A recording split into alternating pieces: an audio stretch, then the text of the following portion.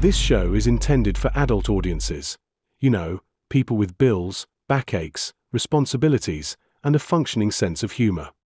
It contains strong language, stronger opinions, and the kind of jokes that might send the emotionally fragile into a full-blown meltdown. If you're easily offended, perpetually outraged, or think words are violence, this is your cue to clutch your pearls, grab a blankie, and sprint to your nearest safe space. Or, you know, just get in the sea. We won't miss you. For everyone else, buckle up and let's have some laughs. Rated D for Dickhead. You are coping and seething. You just can't accept what you're seeing. Hello, you dirty little boys. Are you interested in my body? I'm gonna come. Nice tits. A real setup of donkers, packing some Doban hunkeros. The power of one. The power of two. The power of man.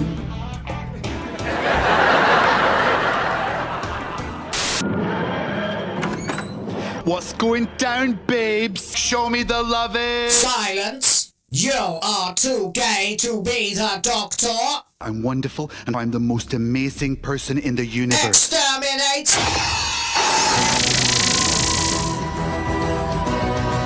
These people are making a lot of money, print money, cash, money, well, capitalism.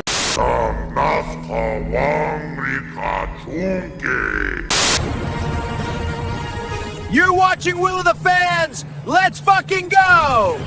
I'm afraid I've got some bad news! Bad news!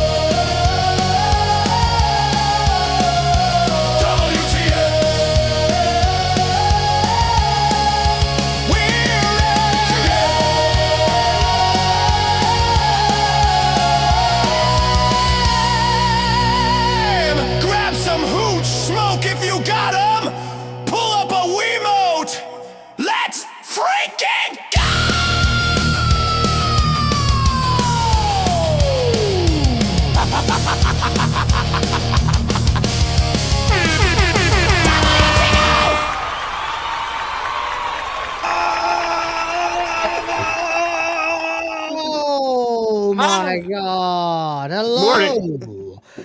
Yes, that's one way to wake up in the morning. Of course Woo! it is. It is, of course. Need to unmute the WTF stage. Live! There we are. Yes, yes, yes, yes, yes, yes, yes. I do love an air horn in the morning, although for me it's actually very, very early in the morning. It is in fact 10 past midnight right now. So there's that's one way to start your day, by ending the previous one and beginning the next one instantly. Yeah. Indeed. But yeah, of course that's just, hey, that's what I have to do, because that's when the audience is awake. So hello everybody in the chat. It's lovely It's to already see you tomorrow. guys. Say that again. I say for you, it's already tomorrow. It is. I will try not to spoil anything for you. Don't worry. I won't let you know what happens. It's all bad anyway, because nothing's really ever good these days, unless, you know, you decide to go on prep and make, you know, sex eyes at Leon S. Kennedy or whatever else the degenerates at Kotaku have been up to. We're going to talk about a lot of things today. I'm going to go ahead and bring up the perverted fucking journalists again, just because I think you should get your money's worth of that topic as well. But we also, of course, mostly, we've got a couple of tasks to perform today. One is basically just shitting on AAA and comparing it to the rise of the not really indie anymore AA games that have been slowly making their way into things. And of course, we've got Super Mario Galaxy as well. It's been a quiet week for news, frankly, because of Easter and all that bollocks, so not that much actually happening at the moment. Kind of been waiting for something big to happen, but at the moment, mostly it's just a whole bunch of people freaking out because they don't have control anymore. And all of them appear to be the management and the journalists who work for them in every industry, in every entertainment industry. Victories are being won by regular people who just don't want to put up with garbage entertainment anymore, and you gotta fucking love that. It's glorious. A lot of this stuff, really. Right. Well, you know, to be fair, though, I mean, comparatively, after the ball-worshipping cannibals, most things don't really register as news. Even though a lot of that information has been around for quite some time, that finally got, you know, made more available, I guess, to a mainstream understanding. But there's still a lot of people that have already kind of news cycled that out of their brain, and if you bring it up, they're like, what? Yeah, I know, yeah. It's bizarre, isn't it? Yeah. We can laugh at Nintendo, but we also have to give them their flowers, because they are absolutely killing it with the Super Mario Galaxy movie at the moment. I dug that movie. I had a good time with it. A few days later, I'm sort of thinking about it again, here and there, because I have to keep talking about it. The more I think about it, the more I feel like, you know, I'd go see that again. It was good. It's actually like reverse hypnosis seems to be happening to me at the moment, right. Where I know it's not that good as a film, but I goddamn had so much fun with it. I'd like to see it again. You know, some things can just exist for the capacity of existing. Like, yeah, we do Fallout 76. I wasn't really big into it when it first came out. I kind of thought the idea was interesting, but the way it was initially executed, I was like, oh man, I just really don't want anything much to do with that. But you know, it's like, all right, we'll do it for the community aspect of doing a thing, and we can just kind of do these group things because there's only so many episodes to review. And you know, it's like Fallout. I don't think of it in any kind of, you know, kind of super lore capacity. It's there, you know, to some degree, but it's like, it's not really even what it's about. It's more about the other parts. So it's just kind of like, just let it exist. Some things are just there to just kind of exist for the purpose of existing, you know. So. Right. Yeah, of course. Yeah.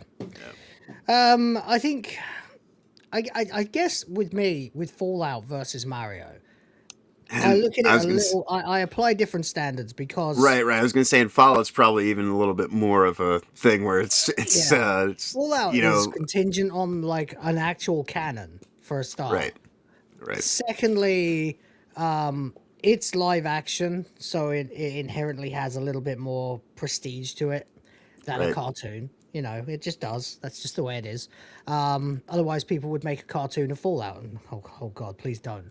But if they did, it would be quite funny if it was like Looney Tunes or something. I mean, they've even done I that. have seen someone make like a 30-minute CGI fan. Yeah. Thing. It was like a battle. Sure, of course, yeah. But what I mean is like those things they sort of they But I get have what you're established saying. canon, they have established lore, they have established characters. There's things that like you just sort of expect a higher Netflix. standard of storytelling for an audience of adults rather than an audience of children. But Thank God it's not on Netflix, but a Netflix fucking Fallout cartoon would just Netflix be... makes Yeah, Fallout. Oh, for fuck's sake! You that don't would do just that. be the worst. Yeah, that would be awful, buddy. That would be the worst thing ever. I mean, Amazon is far from a great platform by any stretch of the imagination, but some They're of all the things they scum. do are... Yeah, they're all scum. Yeah, All of them. I don't They're pay all for any of them. utter trash. I'll just pay for my VPN every few years and just keep it up to date. Yep. Yeah, take care of things my own. Basically it. But yeah, with Mario, I sort of thought, well, you know, it's just meant to entertain the kids. It was a treat for my nephew, who's like 8 years old, he's never been to the cinema before.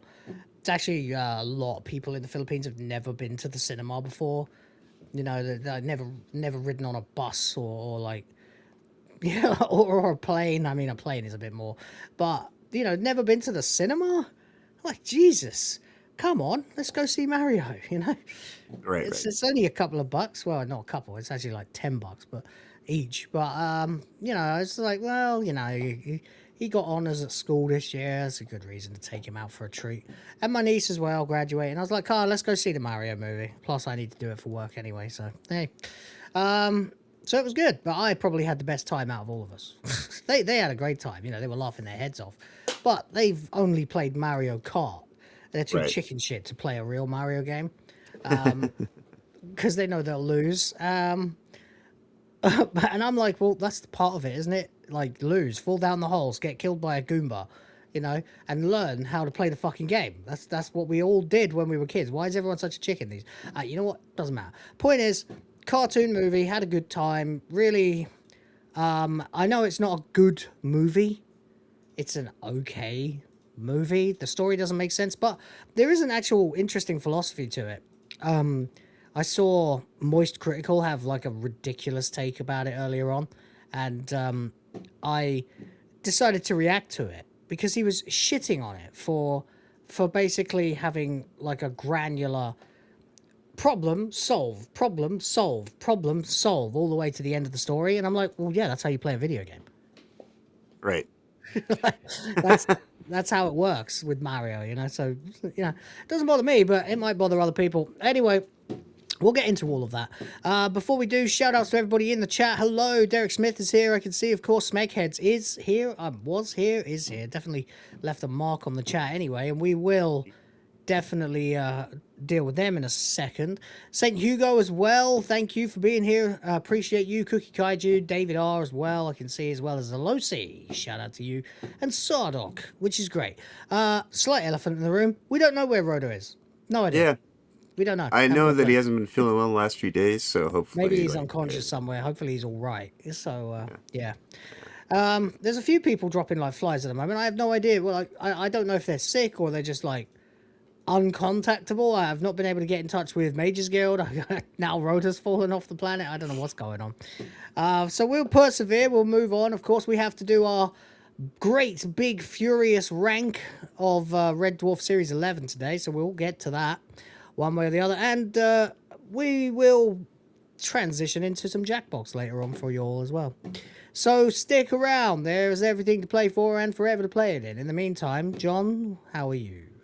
Oh, awesome as always. You know, it's a fairly early start to the day. I was telling Will before we started, I really haven't done too much the last couple, I mean, I'm always busy doing stuff, but yesterday it was just kind of more administrative, getting things loaded into the new system, because, of course, you know, thank you again, James.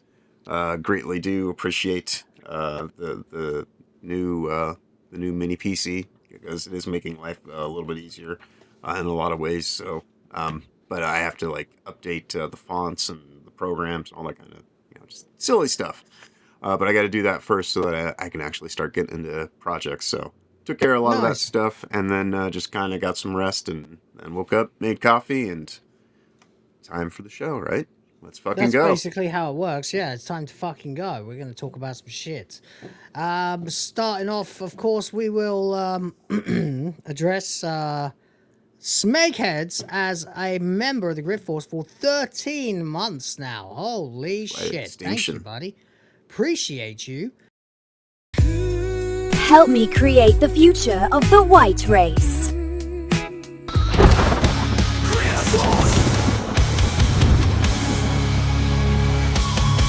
So he also dropped some memberships. I probably should have waited till the end to play that, but oh well, let's have a look.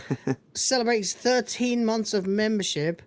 My, oh my, how the time flies. Over a year here, but why? Since I'm in the mood and you're a smeehy dude, gonna give limericks a try. Oh, it's a limerick. My, oh my, how the time flies by. Over a year here, but why? Since I'm in the mood and you're a smeehy dude, gonna give limericks a try. Hey! Pretty good, not bad, not bad, not bad at all. Well done. Hey, there you go. Pretty good. There you go. Appreciation for the dedication. Yeah, got to appreciate that shit, man. And also he dropped like a super chat and some memberships as well. Oh, he gave us a bloody limerick. That's crazy. He's dropped another membership and also another membership, literally 2. So thank you for that. And I don't think there's any more, no. But there is a super chat as well for Australian 5. Says, have you heard of this man? His name is Shambly the Ham. Oh, he's doing it again. Have you heard of this man? His name is Shambly the Ham.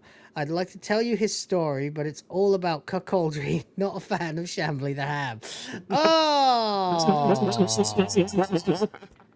God damn, buddy. Shout out to Smegheads with the fucking anti-air limerick. He's a smee. He's a smee. He's a smee. He's a smig. Hey. I'm genuinely wondering if it's even worth doing Wanker of the Week this week, or should we just have the Jeremy Hambley show? Because it's just exploded. He's now in just general conversation being referred to as the cornering. Yeah, oh, I mean, it's not just the cornering and the cuckolding and all that stuff, but the fact that he has blatantly false flagged down Kino Casino's video about him. They got a privacy strike from the bull. Hambley reckons he's got nothing to do with it. Bollocks, by the way, absolute bollocks. He then set about so after promising he would give his financial records over and get into the debate with them, he then sobered up, pulled out, then started false flagging their videos. So he's gone full fucking mundane Matt. Then he what else? Then he decided to start threatening them. The Kino Cathedral channel got struck. So they had to put their promo video on Kino Casino Clips instead of Kino Cathedral. Then there were leaked text messages between Jeremy and Josh Moon from Kiwi Farms, the founder of Kiwi Farms, where he is basically trying to do like a mafia extortion tactic to say, if they stop, hey, if they stop criticizing me, I'll stop with the pressure on them. He's basically implying that he's got connections to the CEO of Kick, some guy called Eddie, or if that's their immediate boss, or I don't really understand the architecture there. But according to him, he's gonna have them taken down, as in they'll lose their YouTube, they'll lose their Kick, they'll lose all of their finances. So Hambley is trying to act like he's got some pull that he can use to get Kino Casino taken down. Meanwhile, Kino Casino went on live earlier on uninterrupted for 8 or 9 hours, just ripping the shit out of him and Darksideville. So, wow, 18 years on YouTube, and that's your influence, is it? Hambley, you fucking spurg. Honest to God, this guy is the biggest piece of shit. on the Same alleged time, right. he tries to portray himself as this a free speech warrior. Free speech warrior. Uh-huh. Cultural he's a zealot Karen. of just He's a Karen. complete. He's a leftist. Yeah. He's a pussy. He's a fucking pussy ass Karen. And he is acting exactly like Alyssa McCann neocon right Zionist. Yeah, Kind of crazy. He's genuinely, and I'm not exaggerating here. He's like, I wouldn't be surprised if there's a LOL suit soon because he's giving full Mercante vibes, right. which is just fucking embarrassing for anyone who's ever like watched a video of his and been like, yeah, great, yeah, fight the fucking woke, and then he's just acting exactly like them now, completely like them. Cyberbullying. Yeah. My wife is under attack. Shamelessly. They keep spamming messages at my wife. Where's the receipts, Hambly? You know how this fucking works? It's absolute piece of shit human being. Honest to God, I hate him. I can't stand him. He makes me fucking furious. So fuck him, and fuck you if you're subscribed to him, frankly. Unless it's to troll him, of course, in which case, hey, let's go. He is a piece of fucking shit. And as for the limerick, have you heard of this man? His name is Shambly the Ham. I'd like to tell you a story, but it's all about cuckoldry. Not a fan of Shambly the Ham. Thank you, Smegheads. Appreciate you. In fact, if Smegheads keeps clicking donate, the rest of us won't have to wait. If the limit we hit, we'll all see some tit. So help us fulfill our fate. There you go. Yeah, I got one off too. Why not? Let's do it.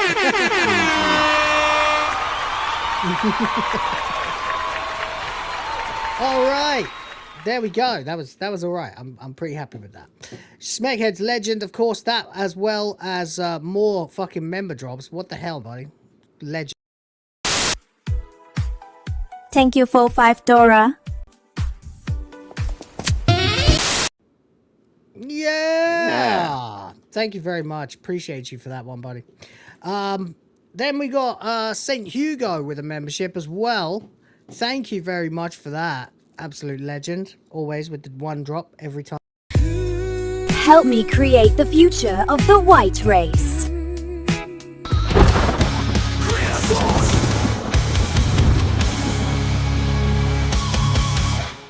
Fucking hell. Oh my god, he's done it again. All right. Okay, we can do it this way. Drip feed, why not? $2 says it's a great legacy. Piker is greater than dog, and Hambly is greater than cuck. Or is that Piker becomes dog, Hambly becomes cuck? I don't know. I don't know. What I do know is they're both fucking pieces of shit. Honest to God. I really, not for nothing now, I really want to see Jeremy Hambly fall to ruin. Absolutely fucking humiliated. His channel completely rendered absolutely defunct, unprofitable to the point of absolute collapse.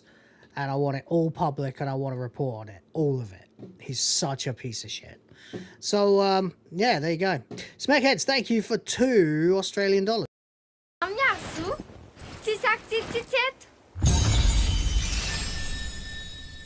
And he's back once again with another membership. What a fucking legend. Thank you. Help me create the future of the white race.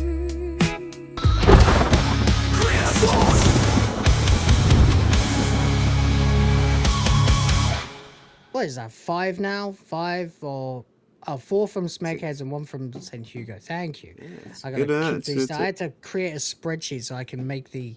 So I can keep track of this shit and update the limit when the time comes, you know? And good news, nobody's making more progress on the new app, and it will have features that will be able to just take care of that for you, automated. Amazing. That will be so much fun. Dude, he was showing it off again on Sunday night. It's fucking embarrassing that someone hasn't already created a consolidated donation app. Well, it is happening now, and if he's lucky, he can. Well, I mean, hopefully, it'll actually net him some actual legitimate, good profits, because he's put some time and effort into actually actually doing it, but I'll promote it. yeah, Definitely, you should definitely yeah. prosper off his work because he was showing off some amazing cool stuff because it doesn't use WebSockets; it does it all locally. So it will, Awesome. That's yeah. what you need. So it should make the processing far easier on using OBS or Meld or whatever the hell you're Cool. using. Cool. You can even use it inside here fairly easily because you can just open elements as windows and crazy shit. So it's fucking Fair enough. insane. And I do Spaghetti think says what he's still rhyming. Help, he's dying. Right. Toast is in the chat too, by the way. Hey, Toast. I wanted to say though, for the super chat that he mentioned, I think what he was saying was that their legacy is Piker's legacy is, Dog, the shock collar, and Hambley's is being a cuck. Oh, right. Way of interpreting it. Yeah.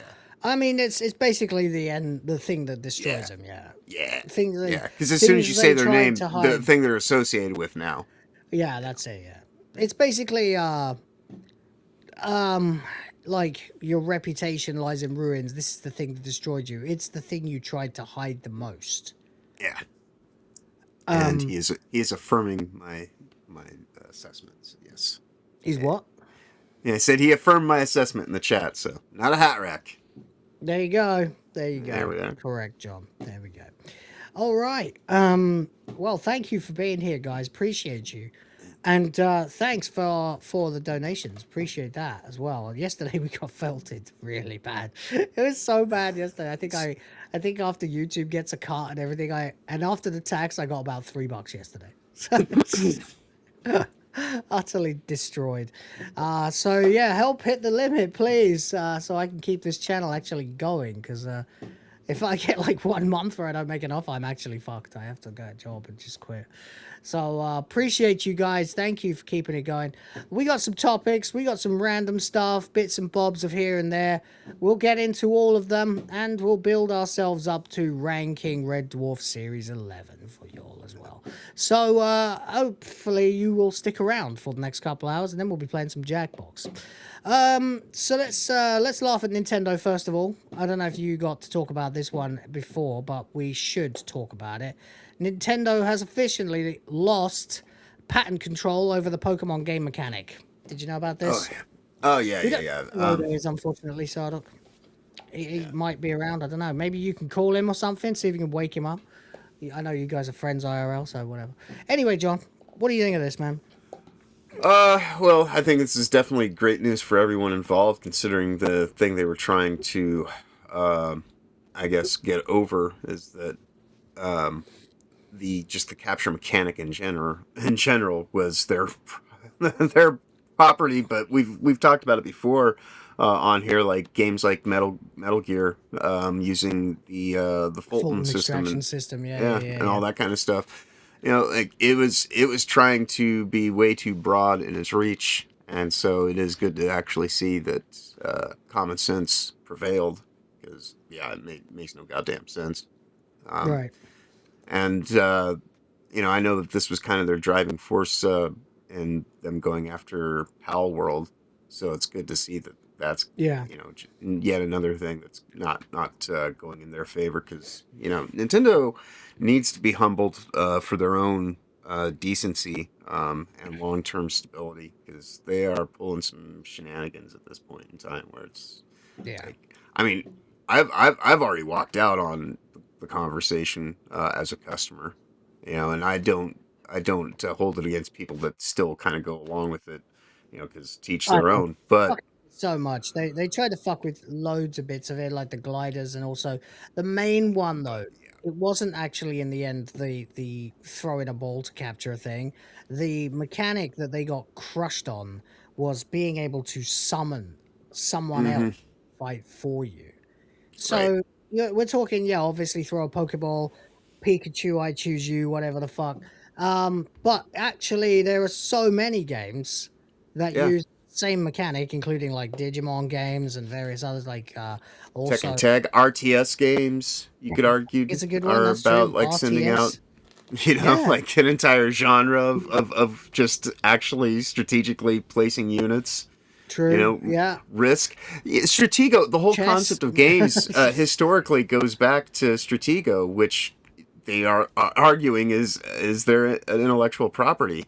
Because before battles, that's how they would strategize the taking of, or planning out how, if everything went according to plan, how they would advance on hills and shit like that.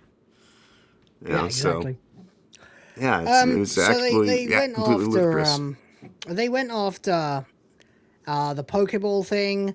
They went after being able to summon creatures, which of course, not even just like the obvious ones, but there are some other random JRPGs that allow you to summon other characters. There's like a 1998 JRPG called Guardians Crusade where you can capture toys and then throw them out to fight and join your party and fight alongside you. Final Fantasy X, the Aeons, when you summon them, they don't just do an attack and fuck off, so they're not like big spells anymore. They actually replace the party and have moves that you can use. So basically that's like Pokemon. Ni no Kuni, the Wrath of the White Witch, has got summonable monsters in it as well that you use in battle.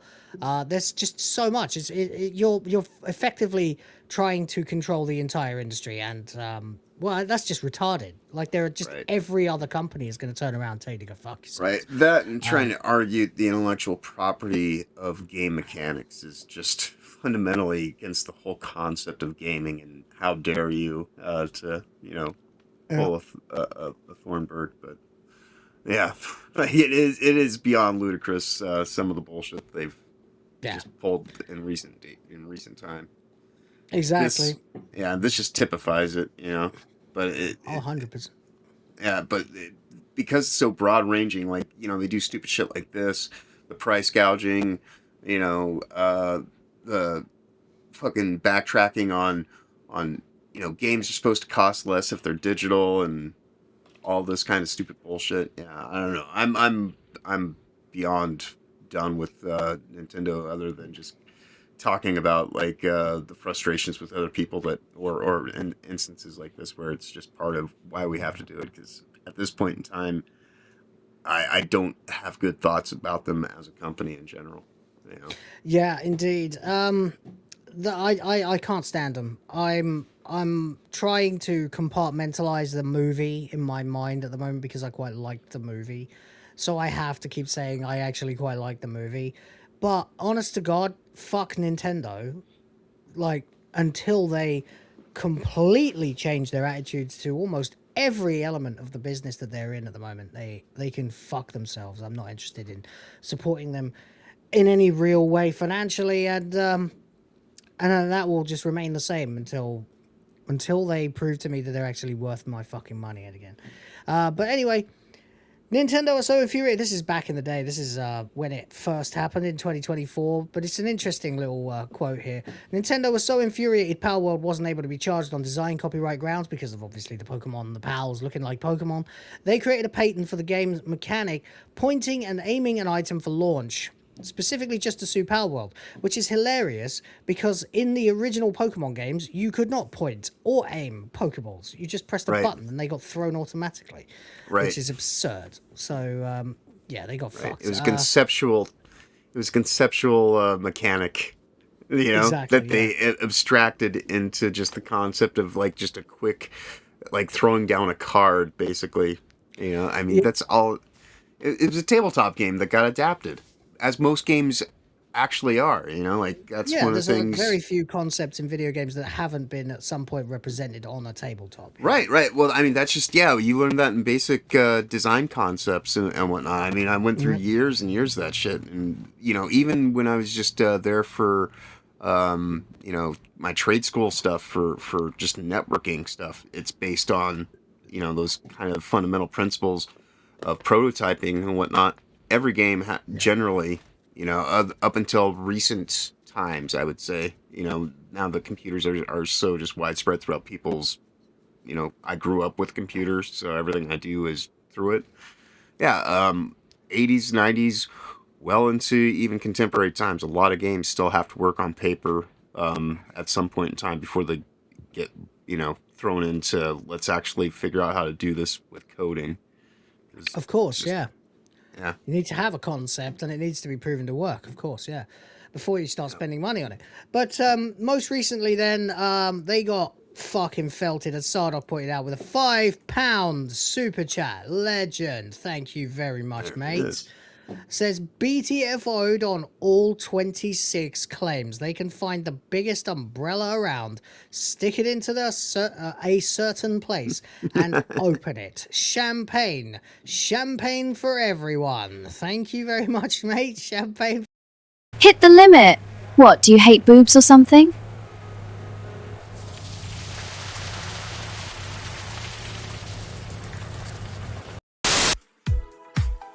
Thank you for $5. Yeah, well, it ain't champagne. Yes. It was beer, but it was the best I had. That was as eloquent as it was colorfully stated. Yeah. Lovely. Sooner or later, I'll find a nice clip of a bunch of busty video game characters, and I'll have them all spray champagne on each other or something for when we're celebrating. That'll do. I'll come up with something. Right now, though, I need to clear out a lot of my fucking Imagine, because it's been I've been using it to make like images that I can't make for thumbnails and things like that. So it's absolutely chock-a-block with total one-shot trash. Right. But there we go. Anyway, yeah, so the US Patent Office has revoked Nintendo's patent on summoning characters to make them battle. And I don't know about you, but I say, ha ha ha ha, fuck you, BTFO'd, just like Sardok. The US PTO director made a rare order to re-examine the patent last year. And thank God that happened, because this was fucking absurd. Anyway, yeah, last September, Nintendo was granted a US patent which covered the action of summoning another character and making them battle on the player's behalf. 2 months later, John A. Squires personally ordered a re-examination of the patent, the first time since 2012 that that's happened, citing previous patents which might have made it invalid. Now, as reported by Games Trade, the USPTO decided to reject all 26 claims made in the patent, meaning it has now been revoked. This is a non-final decision. Nintendo has 2 months to respond, or longer if it asks for an extension, and there can be an appeal made to the Federal Circuit if it doesn't agree with the decision. Is there a chance that they will actually take that? Do you think? I don't know, you know, it is Nintendo. Right. I mean, at this point in time, this is pretty clear-cut, decisive victory against them. If they want to try to pursue trying to take it to a higher court, like restating their claim in some kind of other fashion, it would only seek to make them chase more good, money after bad. This endeavor has proven them to be, I keep saying it, but beyond ludicrous, because they're just at no point in time are they anywhere close to that company that people are supposed to have this nostalgia for and kind of give that extra little whatever.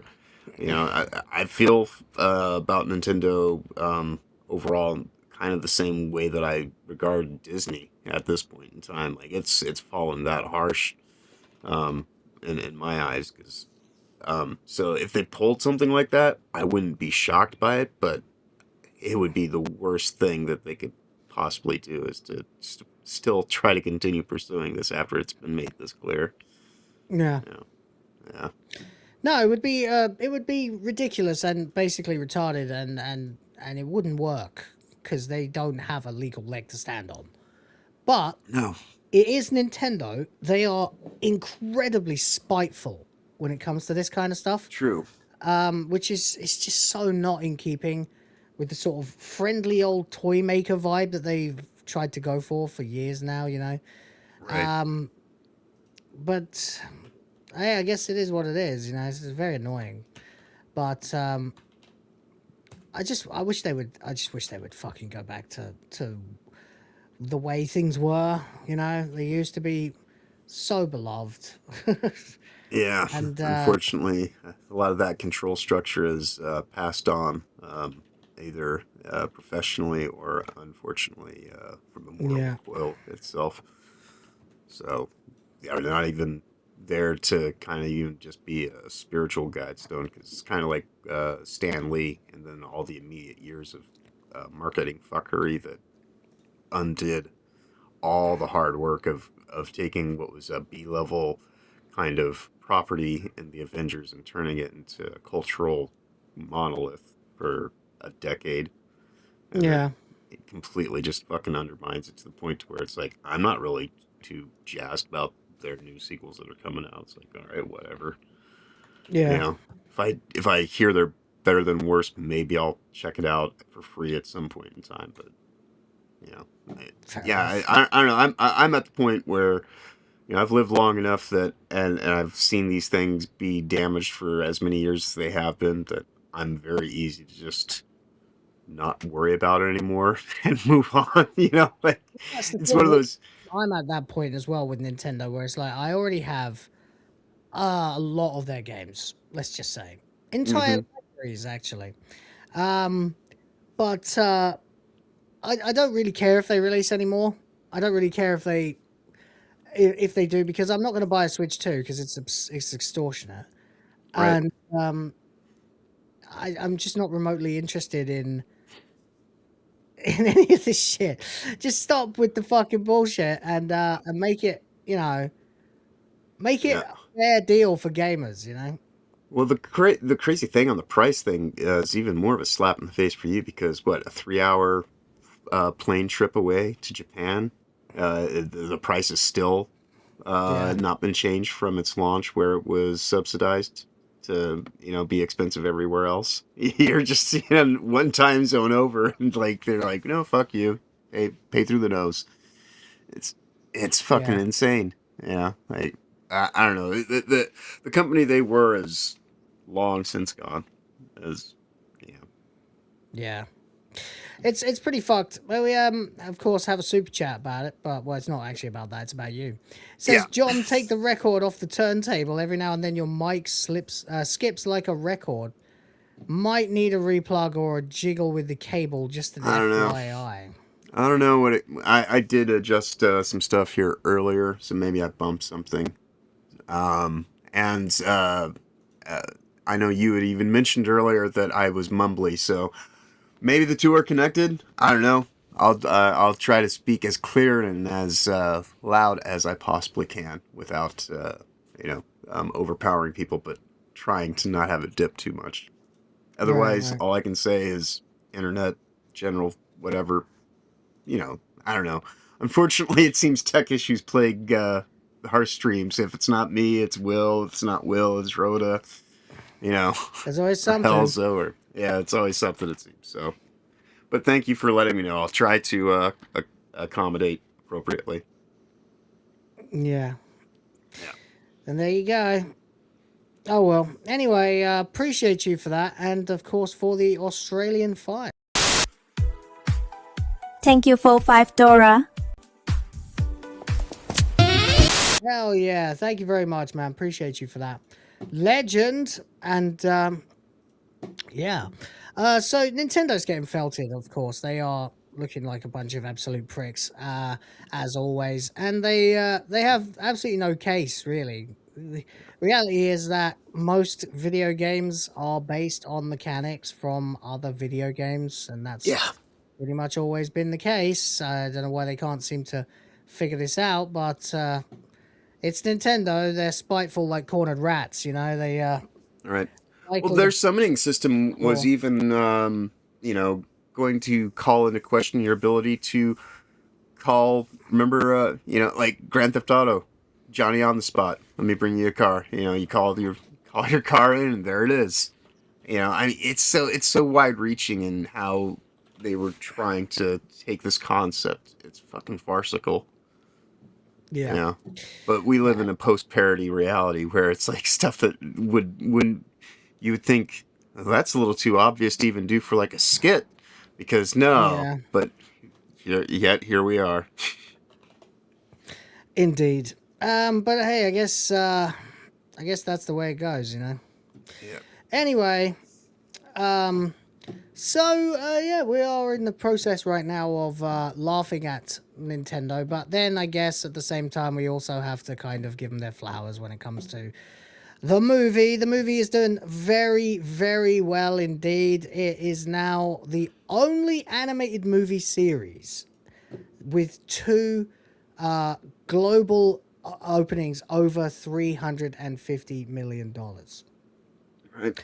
And you would think that's not probably true, but it is. It actually is. Even Toy Story hasn't done that. So that's actually ridiculous. Yeah, no, I will say that is in some part due to the recency bias that it gains in just its inflation. You know, the franchise that it's speaking about and how like these have come out since COVID Hell World. Just the fact, first of all, that there's that, but also. But I will say, but the price of tickets is way more than it used to be as well. Right, and but I will say it was not in spite of COVID Hell World that because this was still at the time where that was affecting certain movies in terms of being able to even get them in your theater or what the hell if you could even go to the theater depending on where you lived and silly shit like that, and it still did well in that environment because I remember that was you know, because they were using that as an excuse for a lot of the stupid Pixar shit that they were doing at the time where it was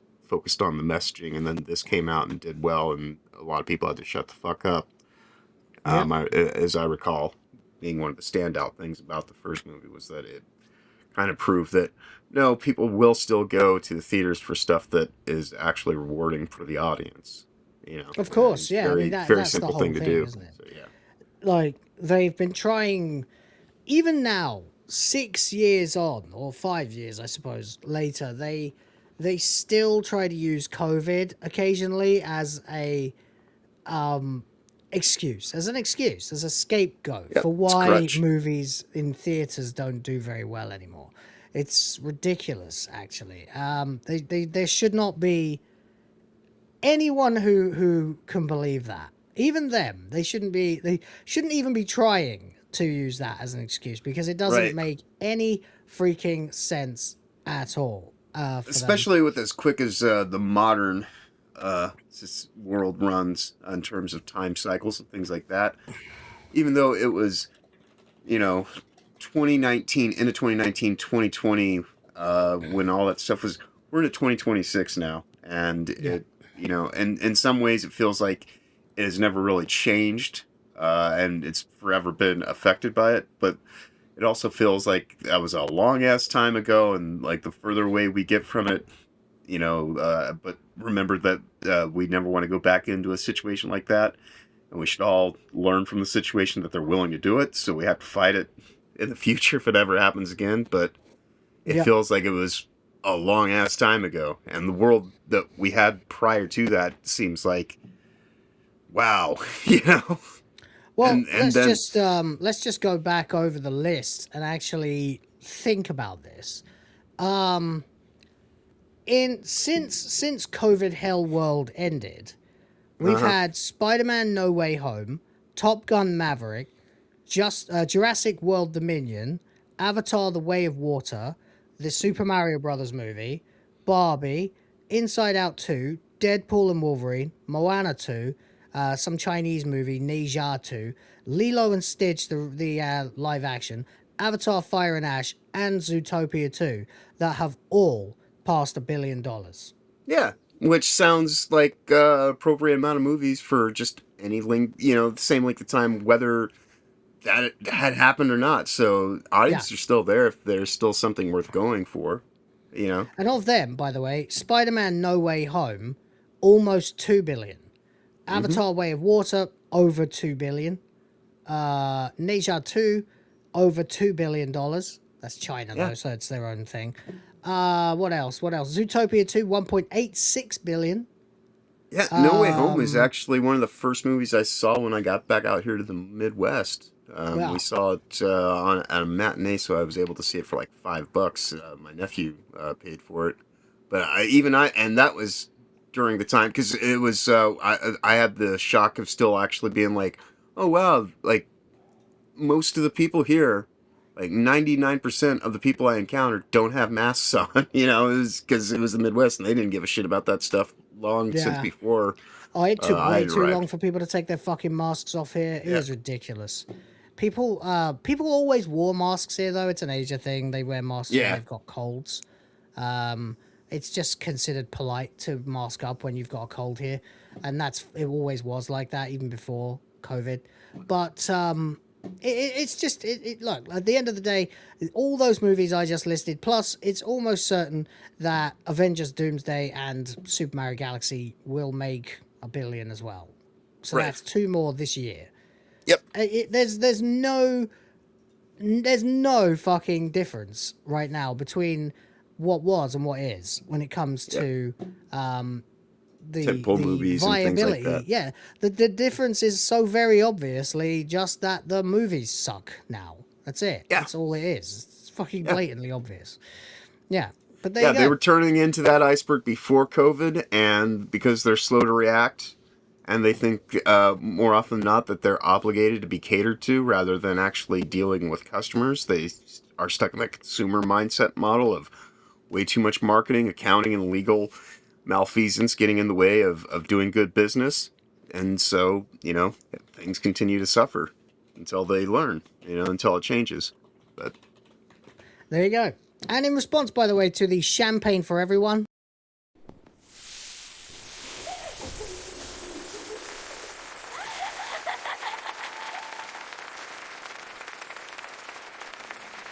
That'll do, right? That will be quite splendid. Yeah. There were about 4 different ones, but that one had the foamy build-up running off. Yes, him, yes. I was like, well, I have to go with the white liquid part. You know? Yeah, I know. I was like, I was just watching again on my phone and just like, oh yeah, no, that definitely works. That works. I think I might. Works. One of these days, well, I'm gonna have to on my private time come in here and appropriate a few of the videos from the library. Just fair enough. If you want to see it again, I mean, just literally super chat something about champagne, and I'll play it again. So there you go. Yeah, there was something nice there about all of them being covered in champagne. I wonder why we are like that. It's the decadence. Something about women getting wet with alcohol and this is starting to become a classy trend. Alcohol too, yeah. That's Classy right. alcohol. Well, you know, we also have called. Hit the limit. What, do you hate boobs or something?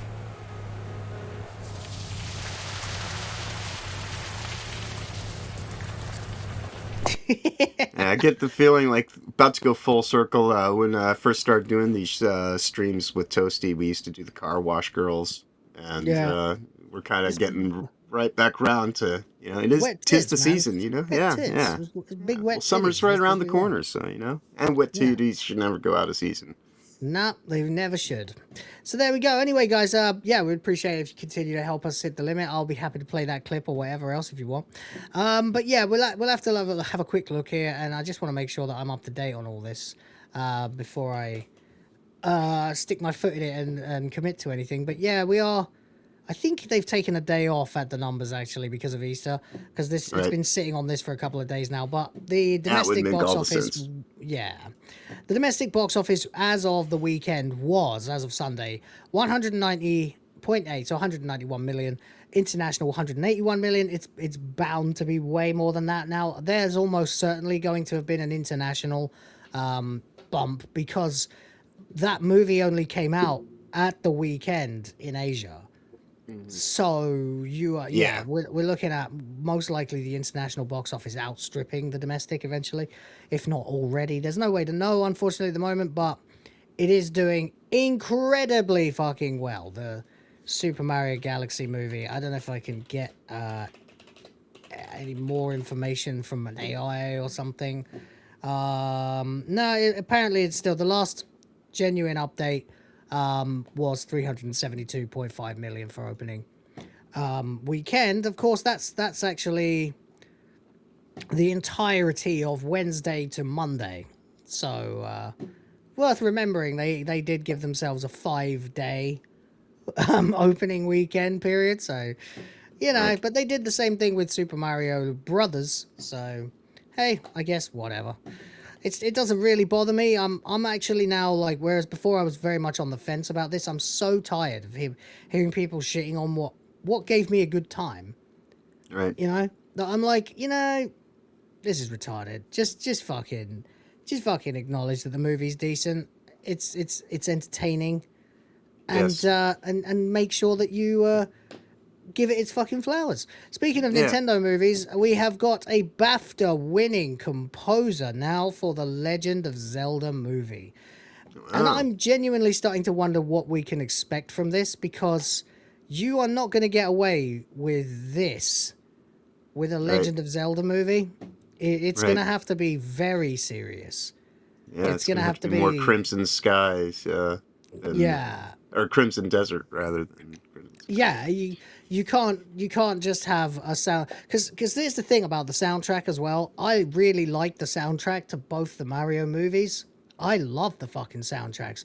Hearing orchestral hits of many of my favorite games, some of them not even Mario games. Oh, yeah, I mean this should have something to the caliber of like Lord of the Rings. This needs to be like Lord of the Rings. This needs to be like Howard Shore. Yeah, exactly. Yeah. Ideally that, yes, indeed.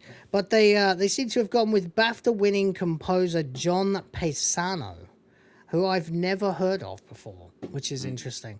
But he actually did do the soundtracks for, let's have a quick check here, the Maze Runner movies, Night at the Museum, some gibberish, a whole bunch of stuff that I've never actually heard of. Diary of a Wimpy Kid, Last Straw, Dragons, Dawn of the Dragons, was something fucking else, I don't know. I can't say that I've really seen many of those movies, but from what I know of them, I don't know that they're really... I mean, if he understands how to do things for structural composition and things like that, then, maybe... Yeah, I haven't seen any of these, but... Versatility, Planet of the Apes is in there as well. He must be a competent composer. There's no way they'd fuck around with that. But, there you go. And, and hey, if he's good at putting stuff together based on, pre-existing concepts, and they're like, here's the music, work with it, then that might actually be a good thing. Somebody who can take stuff that has an element of, we don't need you to reinvent the wheel on this shit. We just need you to actually, evoke it appropriately. So. Interestingly, it does appear that he also did the music for Spider-Man, the game. Oh, the first one, the one people enjoy. Yeah, I like the sound. So like I say, really that's what I mean. If he's good at taking stuff that, these are the themes that you have to work with, just need you to, put the emotion and all that kind of stuff and make it symphonic, immersive as much as you possibly can. And I mean, this isn't bad. This definitely suggests Spider-Man, So yeah. I remember this. This was great. I really want to play the first one again, but I don't like that they they updated the character models and shit. It pissed me off. Right. But there you go. So I mean, I have no place to judge here. I have no basis for comparison. Yeah, no. Like but I say, that sounded good. That sounded very good. I really like that soundtrack. The kind of artist who works well of give me the things that you need me to put together and I'll just assemble it like fucking Legos. Sometimes that's actually the kind of craftsman that you want, is somebody who's just really good at doing the assembly and the engineering and just indeed. I'll do the thing, but I don't have to do all the from the ground up. So. Yeah, exactly. Yeah. Zalosi is here celebrating 14 months of membership. Well, hey, says to 14 months. I assume that obvious. A lot of people rounding the bend. It's nice to see. Thank you. I assume that obvious martini emoji in the chat is actually a glass of champagne.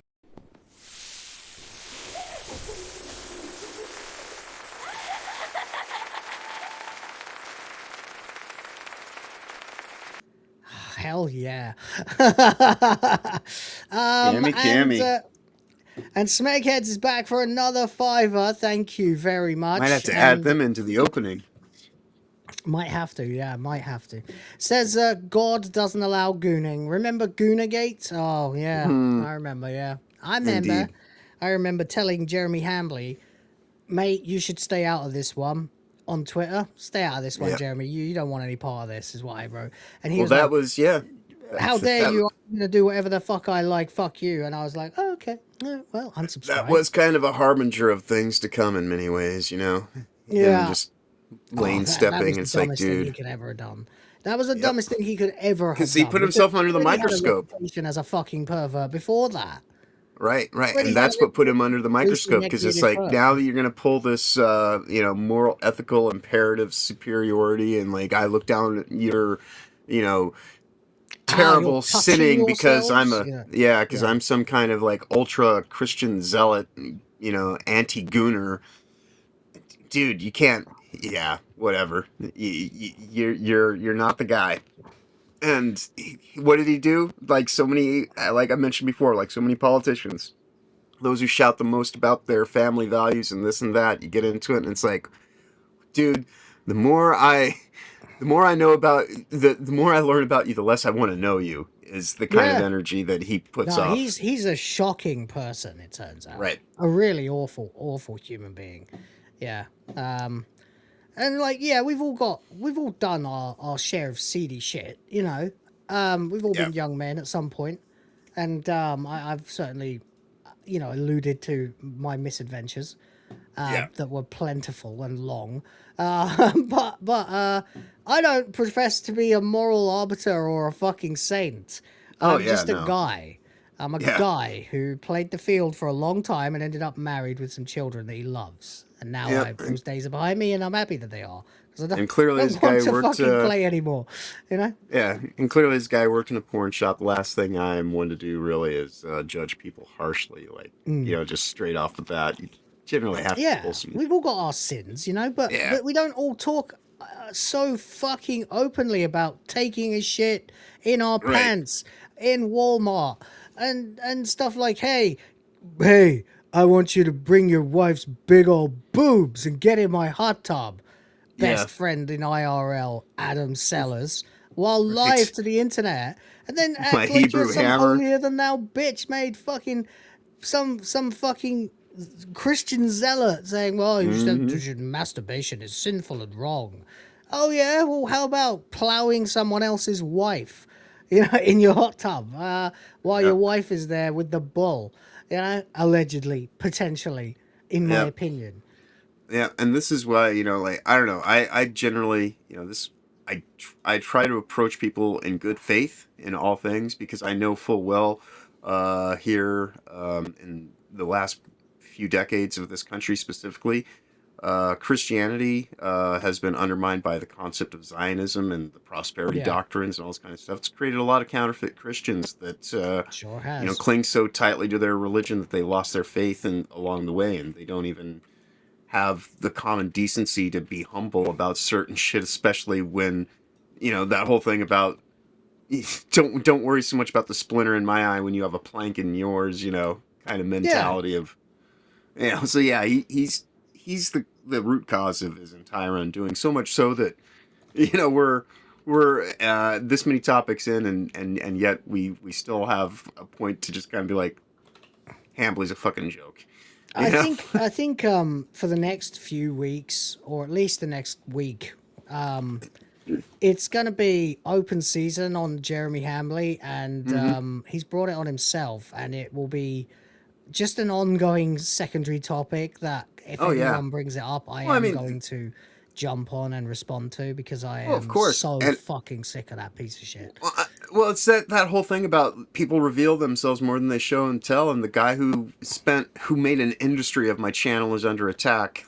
Going this route is just kind of, all right, dude, you are beyond just standard hypocritical nature at this point. Have you seen Have you seen the documentary that was made about him earlier this year or late last year by a channel called June the King?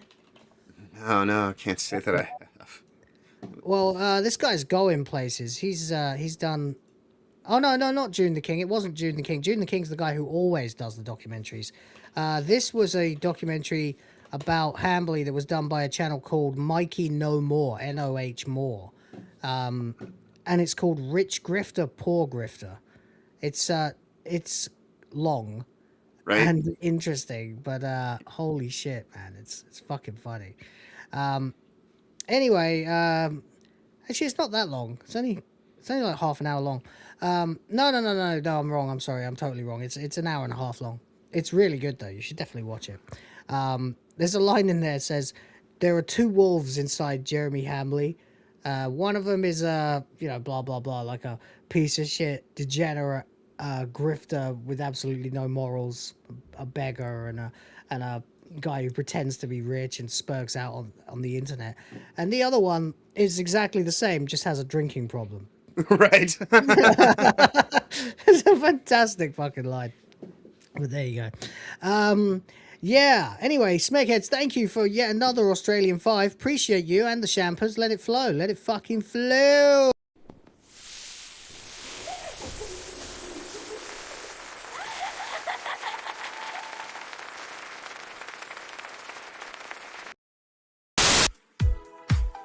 Thank you for $5. Yay! And we're at like 33% of the way to the limit. So if we can get there today, well, I can breathe a sigh of relief. That would be nice. So thank you guys. Appreciate you. Yeah, keep the super chats coming. They're funny as fuck right now. Much appreciation for the activity in the chat, though, nonetheless. Indeed. Quarter Rhino, Melanie Mac and Cheese, and Razor Trist. These people and the other two in history's dustbin have been trying to flush their careers down the crapper with literally holier than thou opinions. I know. Oh, don't even get me started on Razor Fist, man. I used to watch that guy quite a lot, and then I found out a lot about him, and wasn't particularly. Yet another one that was the more we learned, the less we wanted to know and keep up. Yeah. So. Yeah, and if you've done a fuck up, the best thing you can do on the internet is go live, discuss it once. Yeah. And then leave it. Like, yes, I did this thing. I made a mistake. I've repented. I've paid my whatever debt to society or whatever it is. And I'm going to continue making videos about these things. Whatever. I don't know. You just sort of go, well, I'm a better person now, and this is blah, blah, blah, blah, blah, blah. Please, hope we can leave it at that and move on. The problem with Hamley, in particular, is that he refuses to accept what the internet sees him as, which is two things simultaneously, thanks to his own stupidity. He professes and portrays himself as a fucking very, very wealthy dude, and then begs like me, where I'm like paycheck to paycheck, Right. And, and if there is an aspect of your character that there's no way that you're ever going to get away from, just lean into it. Like, I used to work at a porn shop, right? So what do? I look at tits on the internet. I get paid for it. Yeah, that's what I do. And, so, it's like, it's just, I don't sit here and try to, then go and say, oh, but you should listen to me. No, know who you are. And if there's going to be something about you that you're going to try to have some kind of moral imperative, look at your life. That's why I just come straight out of the gate. I'm just like, yeah, this is kind of who I am. These are my foibles, and they are what they are, and we can move on from it. But if it ever comes up naturally in conversation, it's like, oh yeah, I'll pull from that hat, because it's like it might apply to other people, because I know full well I'm nobody's role model. I'm a cautionary tale here on the interwebs. Like that's just the function of for someone like him to have gotten in on this when he did and get some level of insurance in that. Oh yeah, all he had to do was just maintain giving a shit about actually appreciating the fact that he's a guy who gets paid to do stuff on the internet. How could that not be something that would be rewarding enough to just, it's like to just maintain and hold on to, but go with some rational sense, because you come from nothing. So, when the big money starts coming in, I understand the temptation to be like, yeah, let the champagne flow, which, but you do that once. Right. But then get back at it, and dickhead. And then that's for when all this ends, because this is the internet, and you never know how long that bubble's gonna, last Yeah. because most bubbles, they all pop, and especially here in this atmosphere, like even The within thing is, our own he's communities. literally like put his bubble in an Iron Maiden. Right. With the amount of fucking things that he's said and done to burst everybody's perception of him. Yep. You know, like you can't be a holier than thou millionaire fucking born again Christian and a broke begging bum bull worshipping cuckold lord who is trying to sleep with his co-host blatantly in front of his wife and is telling his friend to come over and bring his wife's great big titties. You know, you can't be all these things, Jeremy. Right. And the internet. This is the great big like mistake that big time personalities on the internet forget. The internet never forgets, man. They never forget. There's always someone who remembers something you said at some point, and you better fucking get your story straight, keep it clean, and fucking just don't contradict yourself, and don't, especially when your grift is pretending to be like the rest of us who are genuinely fucking sick of the state of entertainment, the state of morality, the state of the culture, the state of, capitalism versus communism. If you're going to be this guy, you better fucking have a legitimate gripe. And if you get bored and, I became a millionaire, I don't find it so annoying anymore. Okay, well then fuck off. Do something else. Right. And it only gets magnified further, with the company that you keep when, another one of the people in this situation also had a complete 180-degree about face, going from being just hot e-thought gamer girl hired for being, cheesecake to who was very, very much into her allyship and proclaiming, the virtues of getting along and coexisting to I'm the girl who says, the F slur on X. Everybody. Yeah, exactly. Yeah. So it's just it's laughable at this point in time. And she's the one, well, Hannah Claire's the only one in this whole situation that I really have any kind of legitimate sympathies for at this point, because she just seems to actually be genuine and sincere and was just trying to do a job, but then encountered what is this weird kind of influencer culture mindset of the people that she's surrounded by in her workplace. Because this stuff exists. The internet never forgets. Yep. This was posted 2021. Yeah. It's like, she was well into a fucking Christian grift at that point. But there you go. Yeah, people are fake. And if you're going to be fake, you better be fucking convincing. Yeah. And you better not drop any clangers. Or you better just be your bloody self. Authenticity is the currency of the internet. It's the currency of the future. And there's no way around it. No way around that at all. Speghead's back for another 2, says Shambly the Ham. Shambly the Ham. Shambly the Ham. Sounds like there's a song in there. Schrodinger's poor man, exactly. Rich grifter, poor grifter. Exactly, that's it. I don't know. I don't know what to make of him. Except that he's a fucking liar. Like an obsessive pathological liar. He's basically the Wright's version of Hassan at this point. Yeah. It's sad or seemingly right, and because we are kind of going in and out of tangents today, I will just say, hopefully Rhoda does show up, because I do want to do the ranking, but if he doesn't show up, maybe we should put the ranking off until next Tuesday, when hopefully he will be able to be here.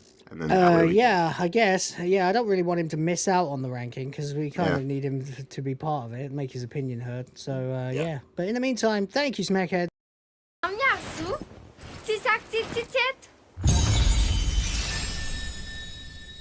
In any case, then, the composer for Zelda has been selected.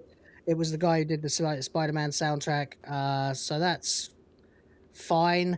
Now, the thing I wanted to say about this is, as much as I really like the soundtracks to the Mario movies, they are not really soundtracks. Right.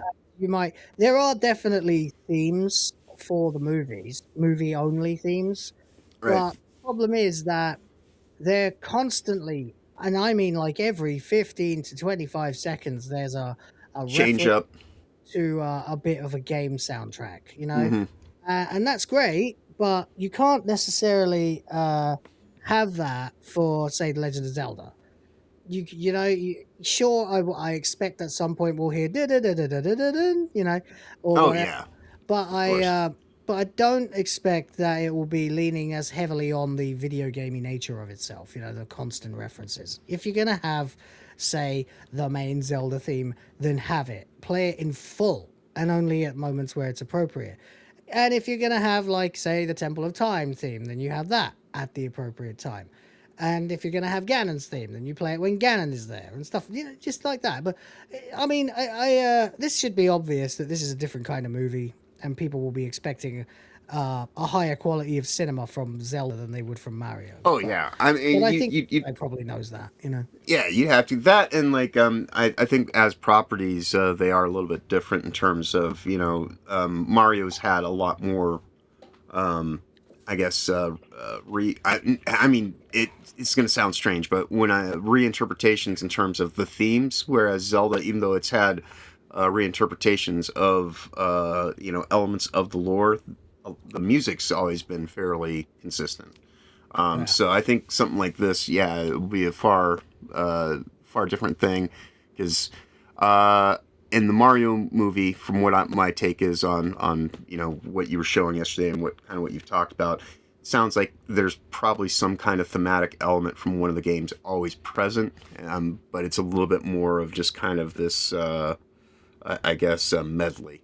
Whereas something like this should have appropriate, scores that go on for minutes at a time and things like that. Yeah.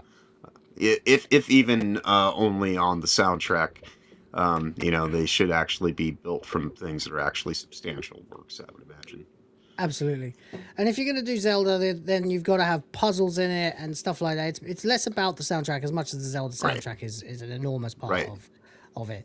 Don't get bogged down in the soundtrack's working when you don't notice it, but it's just reassuring. The soundtrack in the Mario movies is a character, So, for example, there's a sequence in the Mario Galaxy movie where they open this map and it looks exactly like the Super Nintendo map. Yeah, and and then it goes which is the music from the Super Nintendo fucking donut planes, right? But then as they enter into it and they're dealing with stuff, suddenly they're fighting a pair of Hammer Brothers, which is so suddenly the music changes and it's going which is great, It's a montage anyway, so that you can get away with it there. But then it keeps doing it all the way through, and I love it, but I also don't acknowledge it as a good soundtrack per se. If they're going to adapt a particular type of Zelda, like for example, we are looking right here at Link and Zelda in the middle of probably Hyrule Field, right? Right. And I do you not imagine there's some expect... music. There should be something background atmospheric. Oh, sure, there'll be. I expect to hear Hyrule Field music playing in the background of this, or the main Zelda theme, or something along those lines. But what I don't expect to hear then would be the theme of Twilight, or the Great Ocean theme, the Great Sea from Wind Waker, or any of the soundtrack of Wind Waker at all, actually, because it's a completely different thing. Right, it's a different thing, yes. Yeah, if you're going to later do a Wind Waker movie, then fucking have at it with the soundtrack then, but don't... Right. Constantly... This is one of those things where it's kind of like the whole thing with Fallout kind of being, yes, it's Fallout, but it's also its own entry into it, and that's the same thing with Zelda games. They have common themes, but they're their own things in their own settings, and there's certain themes from certain games that only work in that setting. Yeah, and so they have had to switch up some stuff. Yeah, making the title tracks from certain ones, like Ocarina of Time, original Zelda, Ocarina of Time, Zelda 2, maybe Zelda 3, definitely Zelda. Yeah. But I think that's kind of where... But I wouldn't expect that to be in this one. But once you kind of get beyond that, then they become a little bit more idiosyncratic in terms of their details and what they're actually about. So, if I were them, I would lean very much into the original first 5 Zeldas only, and not Link's Awakening particularly, because that takes place in a completely different place. But out of the first 5, all like 1, 2, 3, and 5 all take place in Hyrule and all tell various riffs on the same story. Because in many ways, this is kind of like when they did the Nintendo 64, when they did Ocarina of Time. It was the first foray into 3D as a game. Yeah. Same thing with this being a movie of, take those themes that they built on the systems that couldn't present it in that light, and then just go and kind of amplify it. So yeah, Well, I mean, and when it comes to soundtrack, don't forget that Ocarina of Time at no point even once features the actual Zelda series theme. Right. Not once. Do you hear da da da da da da? It's not in Ocarina of Time. Right. And so hopefully they will have restraint, because that is one of those things where, it's like lesser companies would be like, of course we're going to put that in there, so. Yeah. Just don't be too fan eager to servicey. shove every single fucking fan service reference in from every game into one movie. That's not what people are looking for here. So I think they already know that. I think you can get away using the original title theme as like maybe part of the exiting credits, if you want. I mean, you can have it. You could be. I don't know what one this is based on. Or you could or if you were using it as kind of like just an establishing kind of theme of Hyrule itself.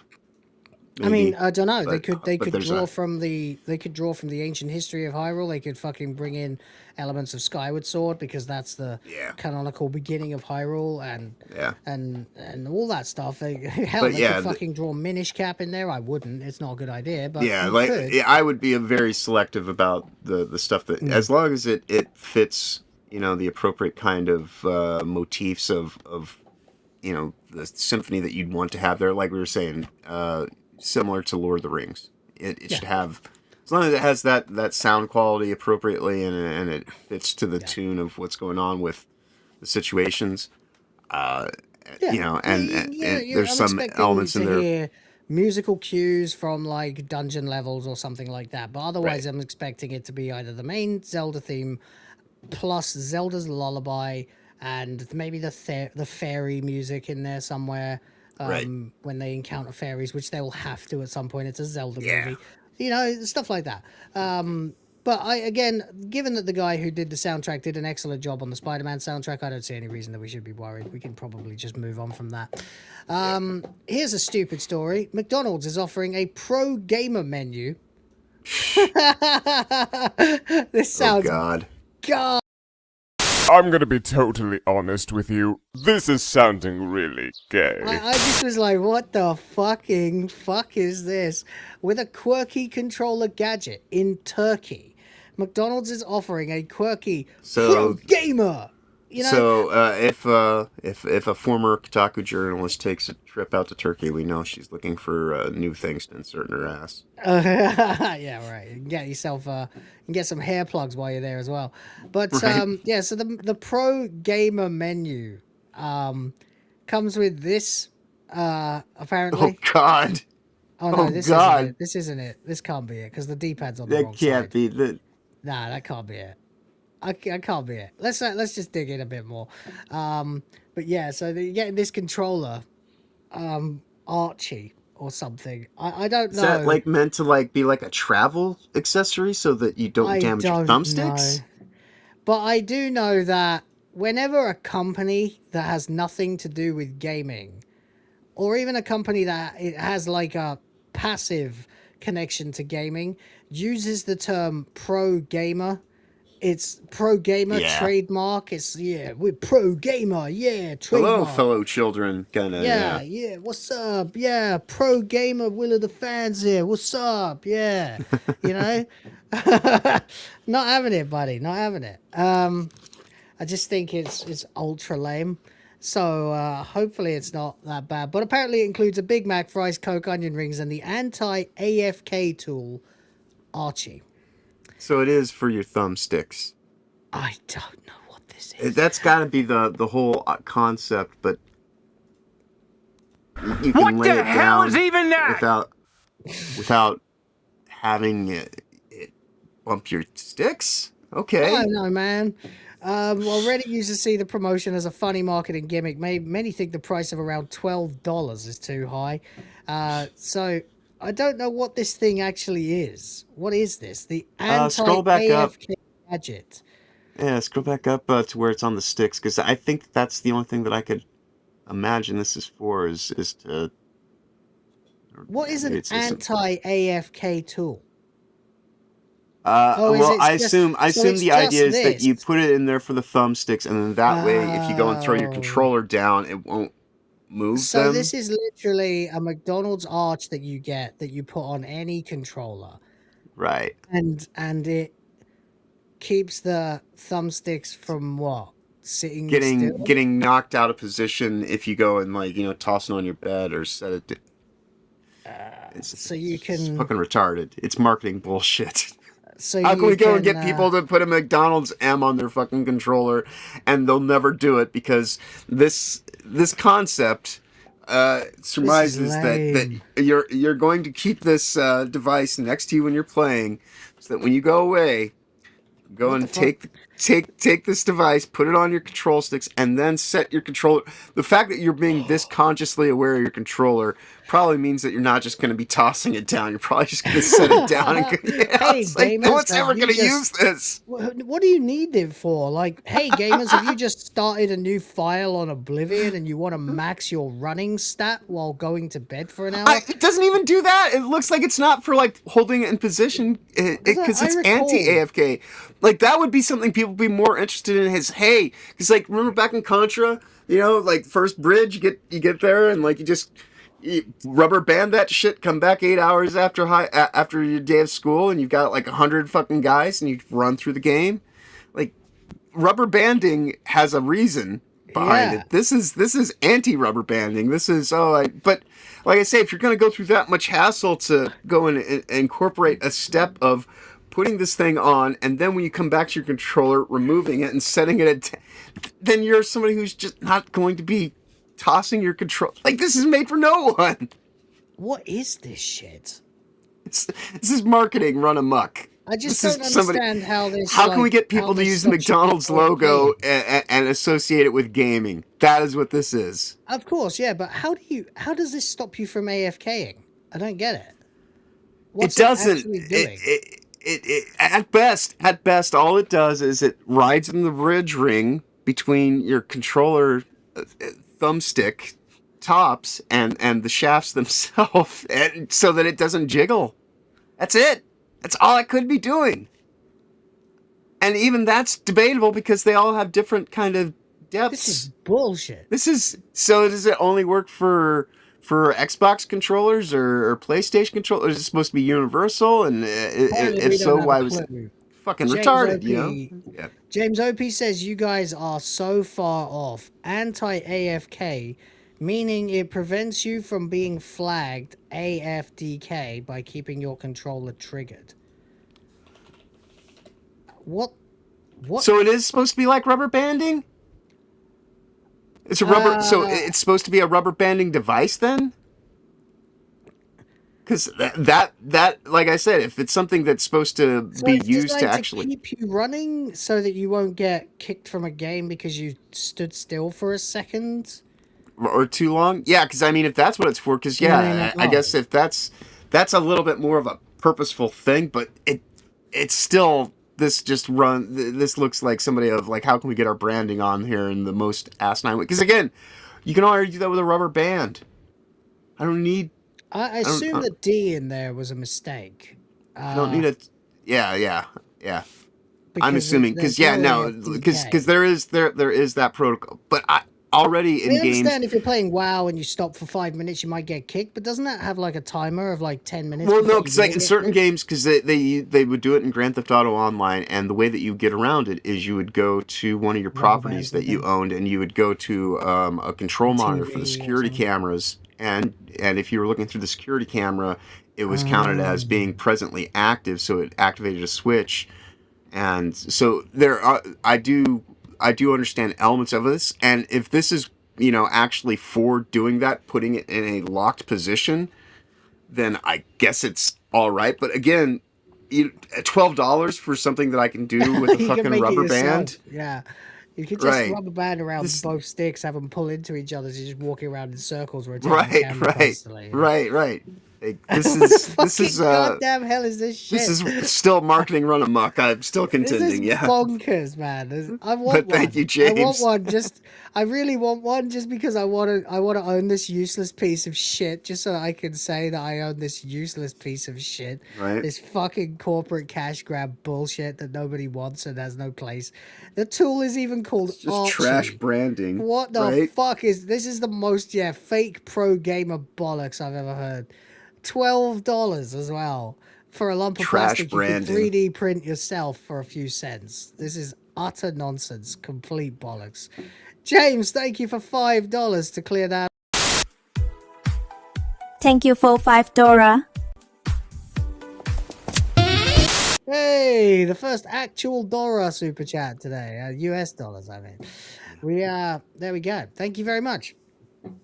So I just thank you for clearing that up, because I was genuinely confused by and to go back to what I was saying again on how this is pointless, you could actually, as I was saying, if you're the kind of person who just throws your controller, if you actually do want to do rubber banding without using a rubber band, you can go and set it on a pillow, and it will literally just put it down like that. Yeah, on its face. And it just does it now, especially on PlayStation 5 controllers. Yeah, dude, like you have to set them down bottom side down, otherwise it will go casting off. Same thing with the Steam Deck, So that's just something, so again, this is $12 wasted on plastic to get people to put McDonald's fucking logos on their controllers for moments. It's completely retarded. Around here that could do the same job like relatively easily. Right. I have hair ties. People have just rubber bands casually, like. Yeah, I got. You buy some broccoli, you get that double wide fucking band.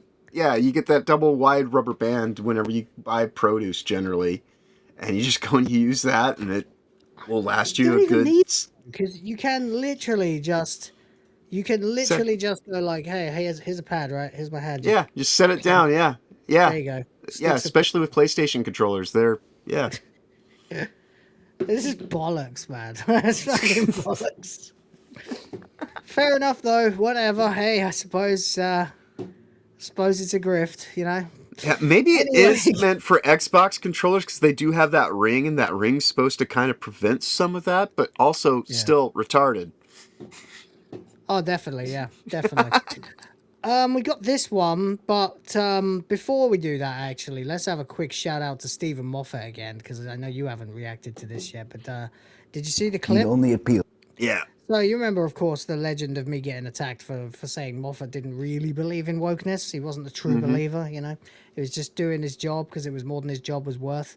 Right. And, I don't see that there's any more conclusive way that you can demonstrate that Moffat doesn't give a rat's ass about wokeness or DEI or ESG or any of that than this clip right here. If it was only one thing, he'd only appeal to those people. Well, the Doctor is all those things. And if you happen to be a high old Tory, well, so's the Doctor.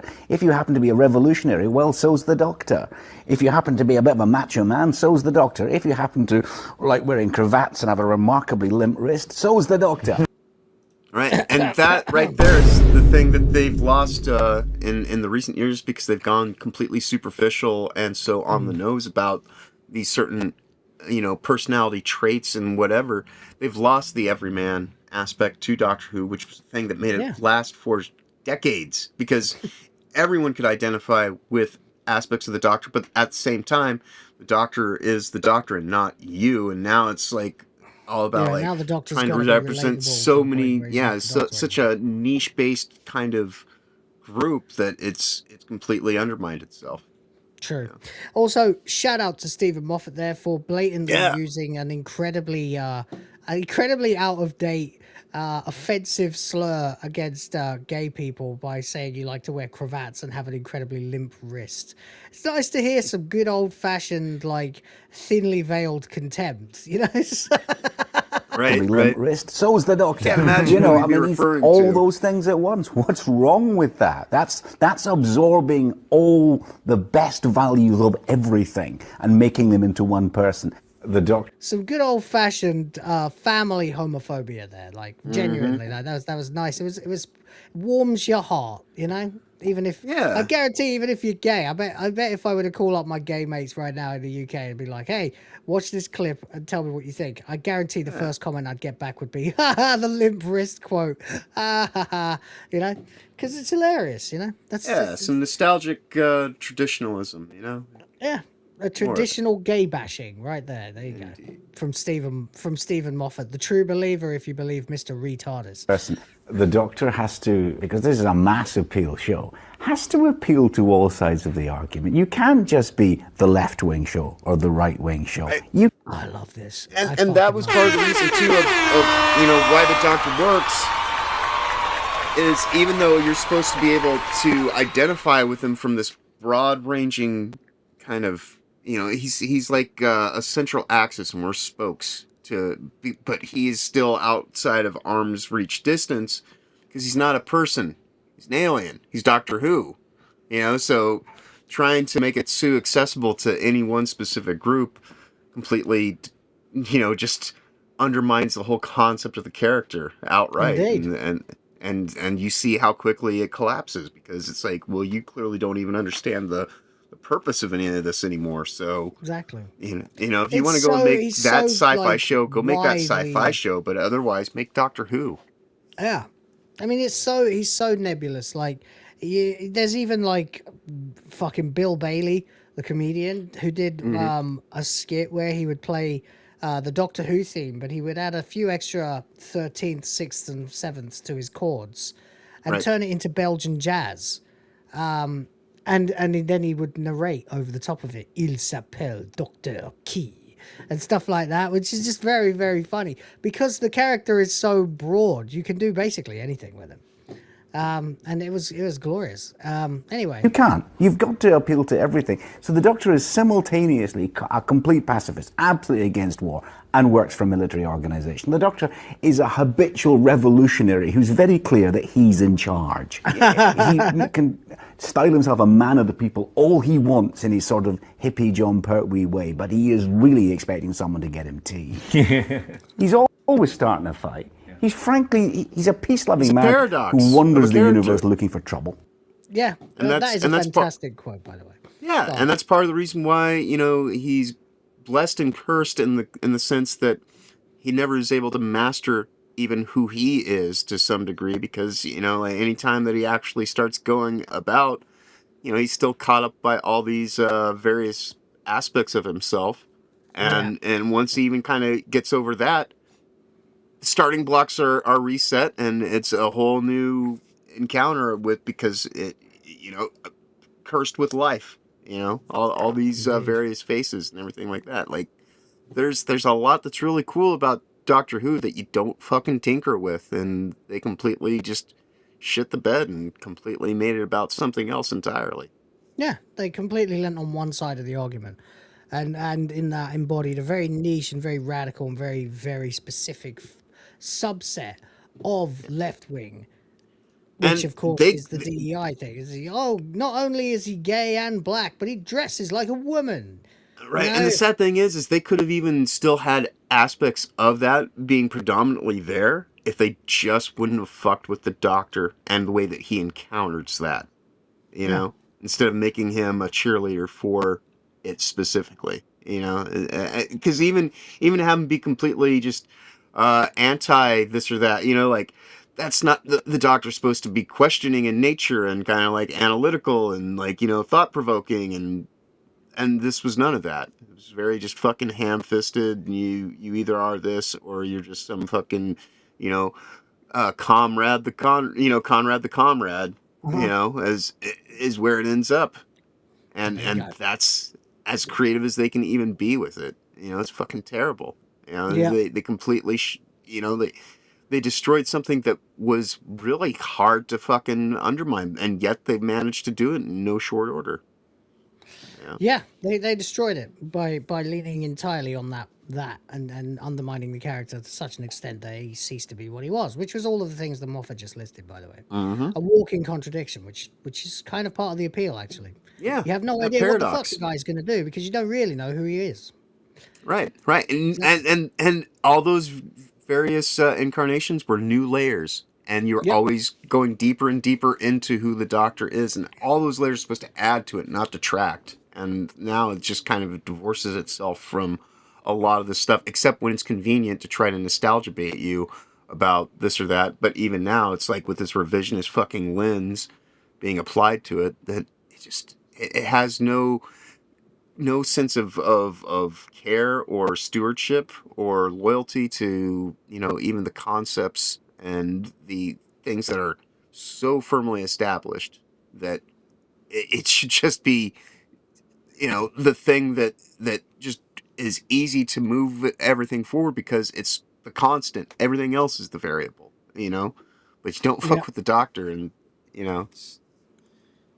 it's crazy because it's a character that you are able to reinterpret and re-envision, but the whole central core of the character is that much more important, and that's part of that whole paradox and the juxtaposition and just this weird kind of, it's this, but it's also the other thing. Exactly. It's all of it all at once. Yep, absolutely right. Smegheads for $2 says warms the cockles. One might say, is that double entendre? I'm gonna be totally honest with you. This is sounding really gay. Says remarkably limp. Remarkably limp. Indeed. Thank you for $2, man.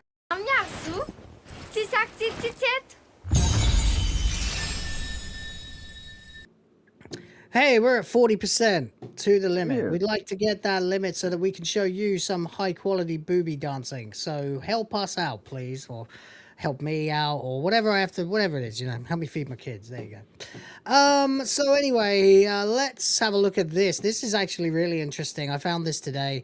It's from about a week ago now, but it's actually really interesting. It's a rare example of actual fucking journalism being done by Polygon, of all fucking people. There you go. But before we get into that, just quickly right now, Disgusting is here. Hello to you, Helzo. Our fallen friend from the panel. We'd love to get you back sometime in the next couple episodes of Sunday Show if we can, because we are wrapping up Red Dwarf. So let us know about that. But anyway. I want to get him in on the next thing that I hope we can do, but I'll let you read the thing first, and then I'll mention Yeah, cool. It says 13 months of membership, lucky number 13, baby! Believe.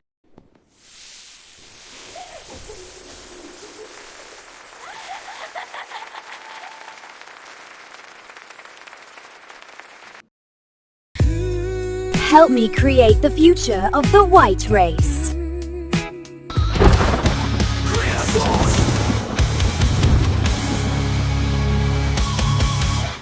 And there you go. Thank you very much, buddy. Appreciate you. So, the rise of the outsider AAA studio. So, it's on the one hand, it's attempting to create a new pigeonhole, which I don't like. I also don't like the casual use of the term reactionary studio because, well, I've just been conditioned to hate that word because I get called it all the time. So this guy's talking about how he went to Poland in 2007 to visit the developer of The Witcher, which of course was CD Projekt Red, and we're talking about The Witcher 1. So then saying he admired the ambition and committed nerdiness. By the way, love that term. Love that term. We are all committed nerds. All right? Damn fucking right we are. And it was a fun novelty to travel to Warsaw to see a game in development, blah, blah, blah. Ate pigs, trotters, drank very good beer, and wondered how different a game made here in a country only one generation removed from communist rule might feel. Wow. I was genuinely impressed when I read that, because nobody makes references like that anymore and implies, obviously, inherently, that they're a bad thing. Right. So, good for him, whoever this guy is. Ollie Welsh. Who I'm not convinced is a real human being, actually, but, whatever. Anyway, let's let him cook, anyway. He says it turned out to be different enough to excite players and rouse a slumbering army of traditionalist computer RPG fans, but not so different as to be alienating, and that is more or less exactly what Crimson Desert has just managed to do. Baldur's Gate 3 before that as well. Computer RPG fans. Obviously, Baldur's Gate was going to get their attention, but but I feel like Crimson Desert has to some extent as well. It's pulling people in who didn't just play Zelda games. It's people who played The Witcher, people who played Elden Ring, people who played Baldur's Gate, and that's fantastic. And now it's starting to create its own just central foundation of a fandom based on its own collected merits. Yeah. I mean, the game is fantastic. I haven't played it for a couple of days because I've been so busy. I've been really busy trying to hammer out videos, try and get the channel moving again, growing again, because I have not been able to put out enough videos lately. So I'm really committed now to trying to get as many videos out as I can, at least until the time comes where that becomes, impossible. Stabilized. I mean, like if I'm not able to make my goal for this month, then I genuinely have to take a step back and get a job. I'm trying to hammer out as many videos as I can this month to see if I can get this thing fucking rolling again. But there you go. I'll still stream if I have to, but I probably won't do anything else. But we'll see. Anyway, so it does say now that CD Projekt is a giant of the establishment, perhaps only one rung down the developer ladder from Rockstar. That's probably quite fair to say. Yeah, they are huge now. Witcher 3 sold 60 million copies, so yeah, massive game. I mean, I've got it twice, I think I own it on PC and PS4, so yeah. And it really is, all it's doing here is establishing that these kinds of companies have come up and have become have joined the AAA industry now and become part of the bloat. Although that's not what he's saying. That's what I am saying is my opinion of it. Says they're no outsider now, but it was then. In the mid-2000s, few companies tried to make games of real ambition and scale outside North America, Western Europe, or Japan. Yes. Pretty much the entire games industry was based there. Yeah. And without the backing of big publishers from those regions, CD Projekt beat a path to the industry summit on its own terms, partnering with Bandai Namco on global publishing and distribution, but remaining fully independent.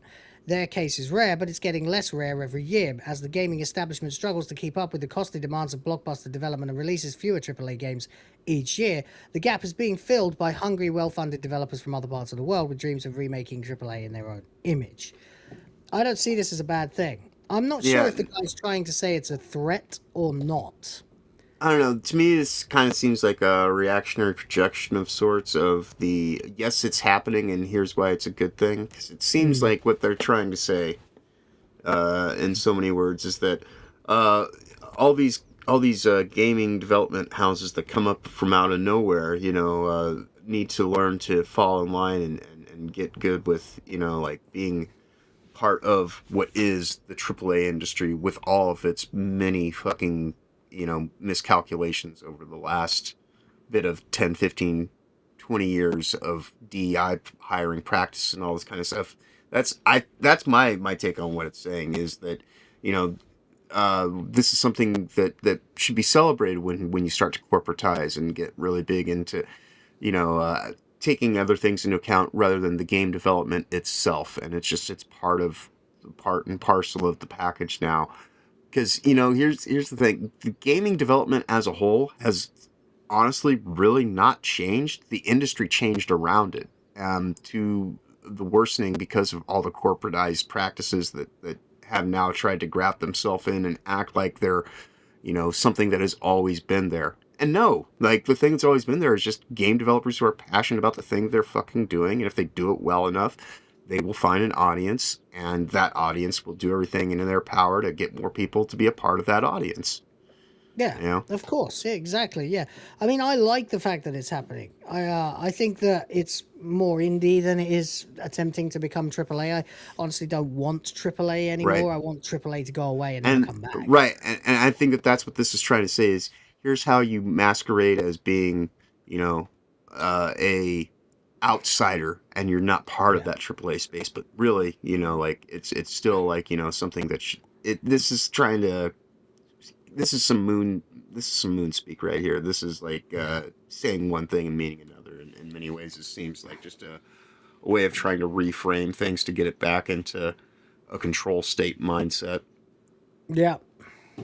J Viper dropped a $1.49 super sticker of a peach. Says it's a butt. Indeed.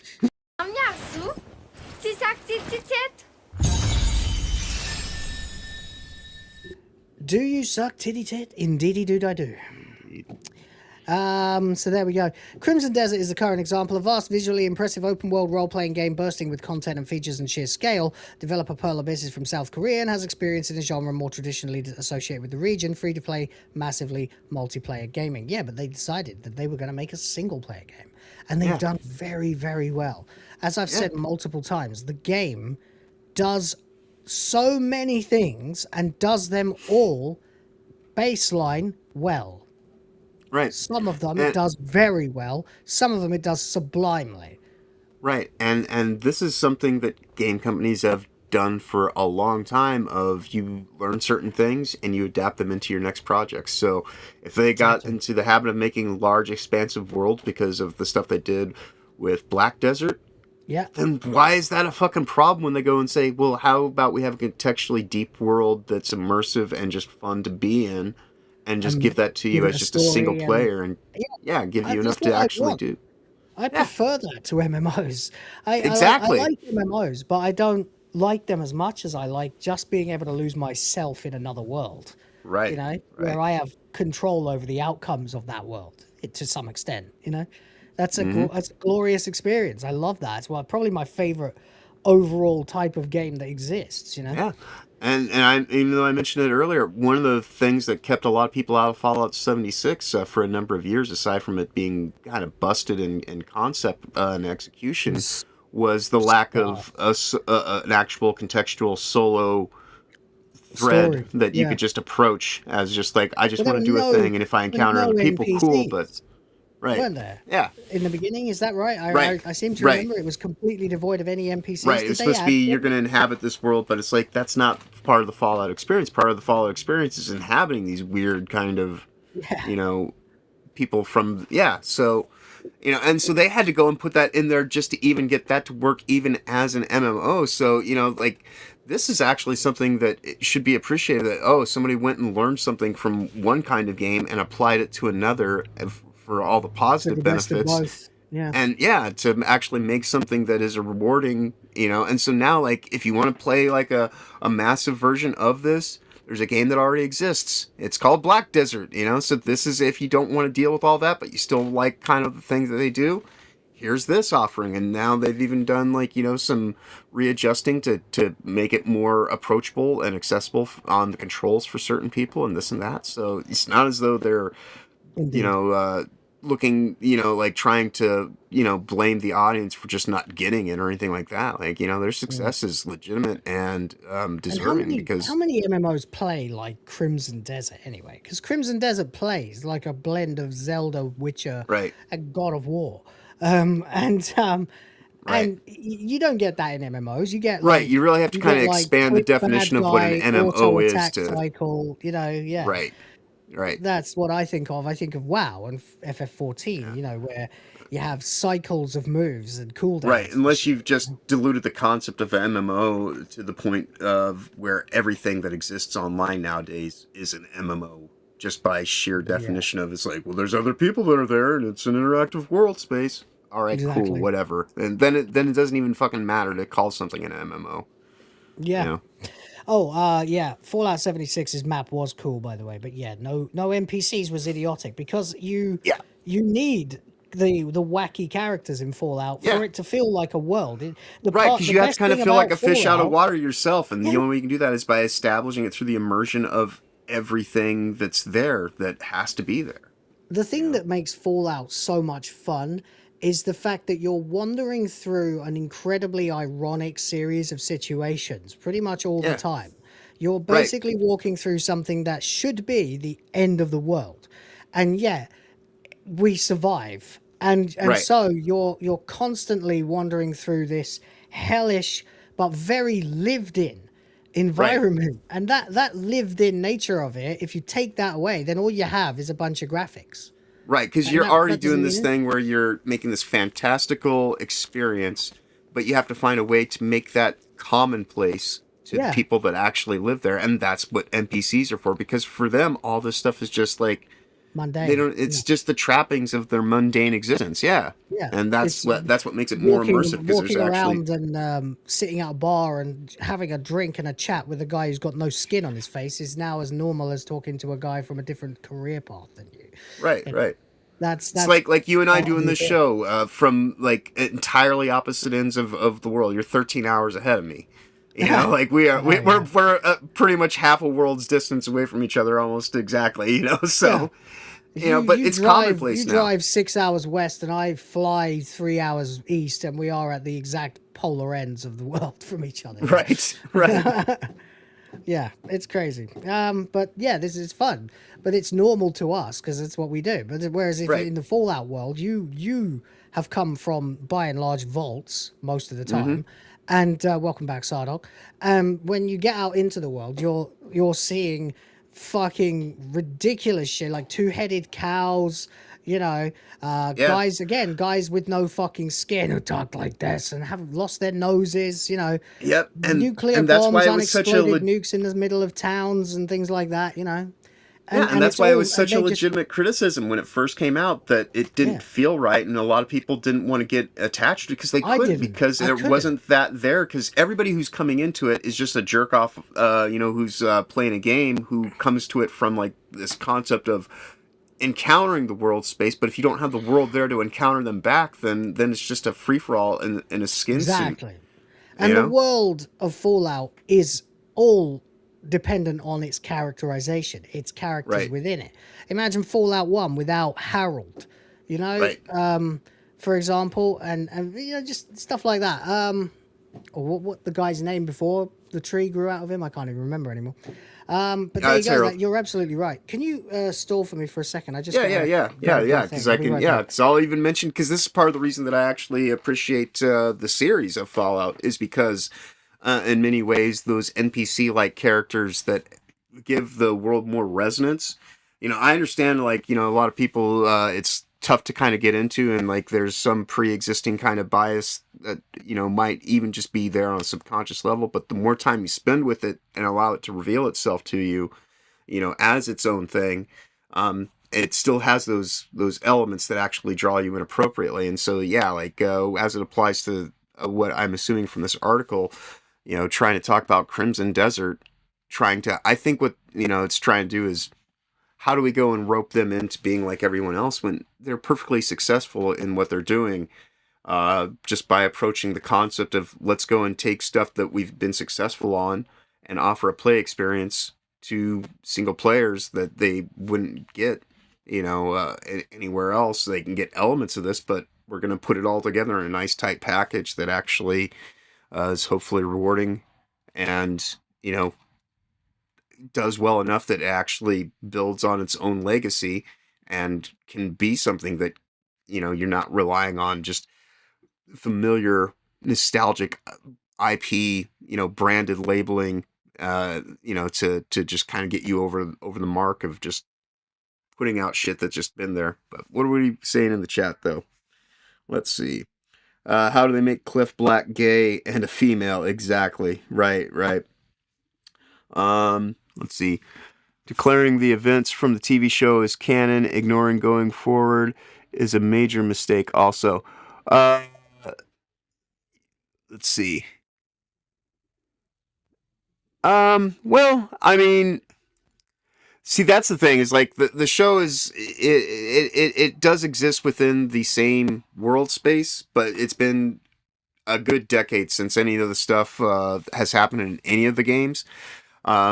And the way that I imagine they will approach it, I think the end of season 2 might be kind of the setup for something that's going to happen in the next game. So it is going to be tied in certain ways narratively, but Fallout has made changes, you know, to certain aspects of the lore. But the thing that it has is an immersive factor that, you know, the whole thing about the NPCs and the thing that draws you in and kind of like gives you that overall atmosphere. And that's stuff that I will say the series does get right.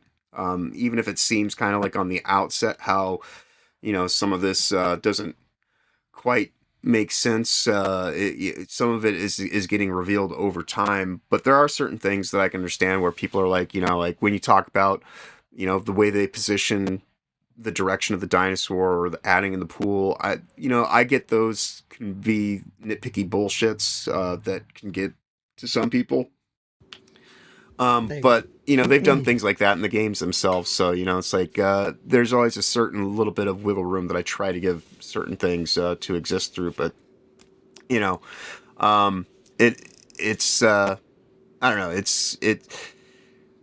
It's one of those things where, like I say, to me, it gets enough of kind of that background atmosphere, like with the NPCs and things like that, that I've learned to appreciate it as it's grown on me. And it is, I kind of just take it for what it is. I'm talking about the Fallout series, but that's kind of the same thing that I would say for, Crimson Desert's success is people are just now just looking at it for what it is rather than what it's not. That first 2 weeks was infuriating. Right.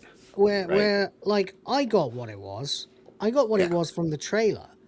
Like, it did nothing to surprise me at all, really.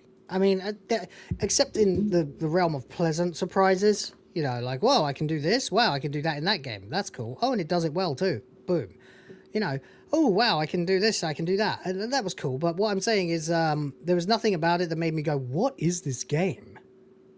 Right. I was just like, yeah, I get it. Yeah. Run around, Yeah. do things, buy and once you get caught up in like the intricacies of the flow state and just like the other aspects are there reinforcing it through the world and the people that live in it and all that kind of stuff, then that's all that should really matter. As long as you're having fun, then mission accomplished. Is it good enough that you're going to tell another friend, hey, you should check out this game if you've got a system that'll play it? And yeah. And the fact that the company is as responsive and just quick to do things, like the helmet remove thing for just kind of giving people the ability, like you can still get your stats from it, but you want to see the face of the character and not just have it look like, hidden away behind a helmet for whatever reason. And they just go and do that within the first month's time of a game even coming out. And that's just a superficial thing, along with all the other stuff that people were complaining about. And so they're doing it all. They're not just like, like having to fix a whole bunch of fuck ups and a complete mislaunch, and they're still doing quality of life stuff immediately and not saying you're going to have to wait 6 weeks because we have to do this, that, and the other. And even the stuff that people were highly critical of, they even addressed in a way that's like, hopefully, and not just saying, let's change up everything. They're giving people options and choice. Here, you can now like press this button rather than tap it, or, we'll try to make it like, here's a simplified control scheme and here's the one that we put out and that's a little bit more advanced. Right. There you go. You don't want Fallout 5 to be Idiocracy, the game. Yeah, I understand that. We're nowhere near Fallout 5 yet, though. Apparently, they're currently working on Elder Scrolls 6 at last. Yeah, and oddly enough, in many ways, Fallout 76 has had to kind of get better because it's only going to be through creator content kind of releases over the course of the next 5 to 10 years that we're actually going to have anything, unless they really just do something weird and pull out like new DLCs for like Fallout 4 even, or some shit like that. There's still people who they're don't kind of doing that understand. with the content creator. Yeah, just like there's still people who don't understand Crimson Desert. In fact, Right. And here's where you get to your tacit acknowledgement, by the way, that people are saying, "Oh, I better toe the line now. This game is not going anywhere. We completely failed to crush it. We completely failed to delete it from our from the zeitgeist. It's more relevant than ever because of us. We're losing fucking ground to a goddamn game."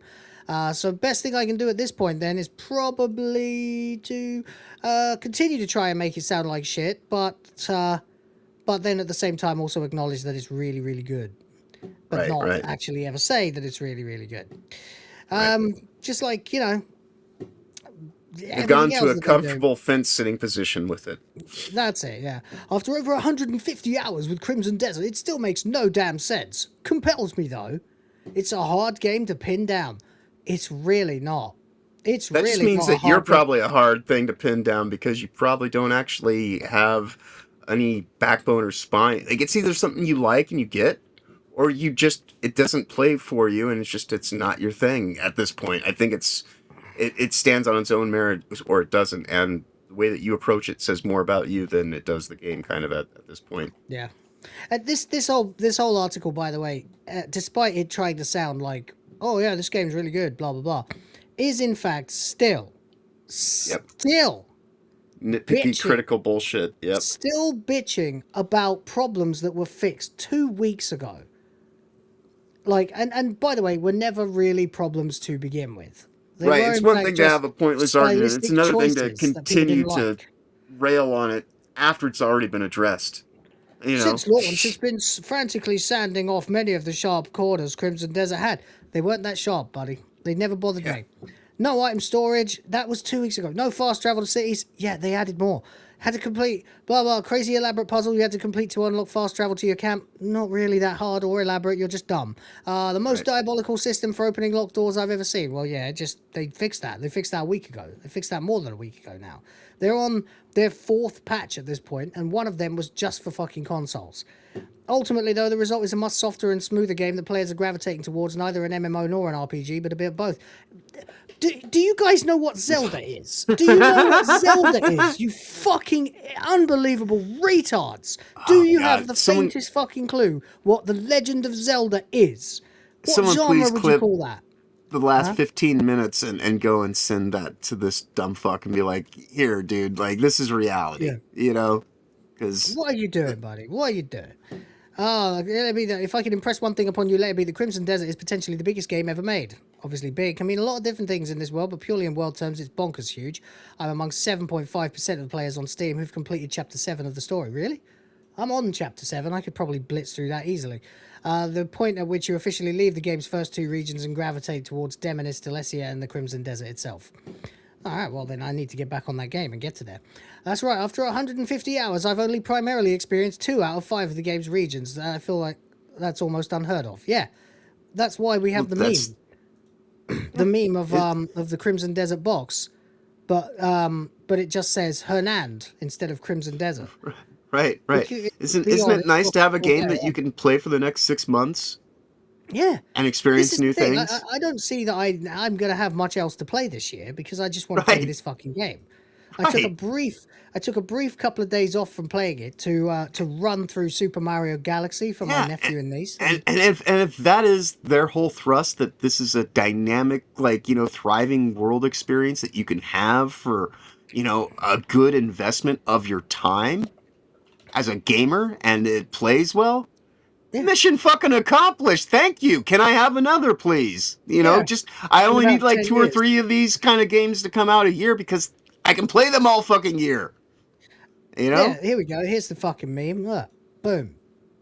Yeah, exactly. Be honest, you're still in Hernand, aren't you? Yeah. Primarily, yeah, I am. I'm still mostly doing dealings in Hernand, yeah. Like Hernand and my camp. I'm back and forth between the two. But I am actually kind of looking forward to... We should be so lucky as to get games like this on the reg, you know? I know. I've almost walked to where I know that the next camp is going to be because I've found out a little spoiler, but it's not really a spoiler. I don't think you can spoil this game because I just think that it's one of those games where everyone's going to have their own story about what they've seen and what they've done. And you're going to be like, oh, really? That's in there? I've got to go find that, you know? Right. Like people going, hey, Will, have you found the giant wolf mount yet? I'm like, no. Okay, that sounds cool. Let's go find that, you know? And so I'll get around to it eventually. In the meantime, then, I guess that's really all we've got to say about it. The game is great. The cope is real. The journalists are still trying to maintain some semblance of authority. Lost all their ground to even stand on, and they're still persisting. So yeah, they have to sit tightly on that fence with it shoved, you know, appropriately deep into their ass. Yeah. What is it? It's an action-adventure RPG. Yeah. Mostly action-adventure. In an expansive, inviting world space that's immersive that they want you to spend 6 months playing. Yeah, and incredibly lived in as well. It is literally like one of the most lived in worlds that you can explore in gaming. Game world's so huge. I wonder what it's about. Maybe the huge game world. Have you maybe thought that perhaps like if you consider that that's the point, go have fun.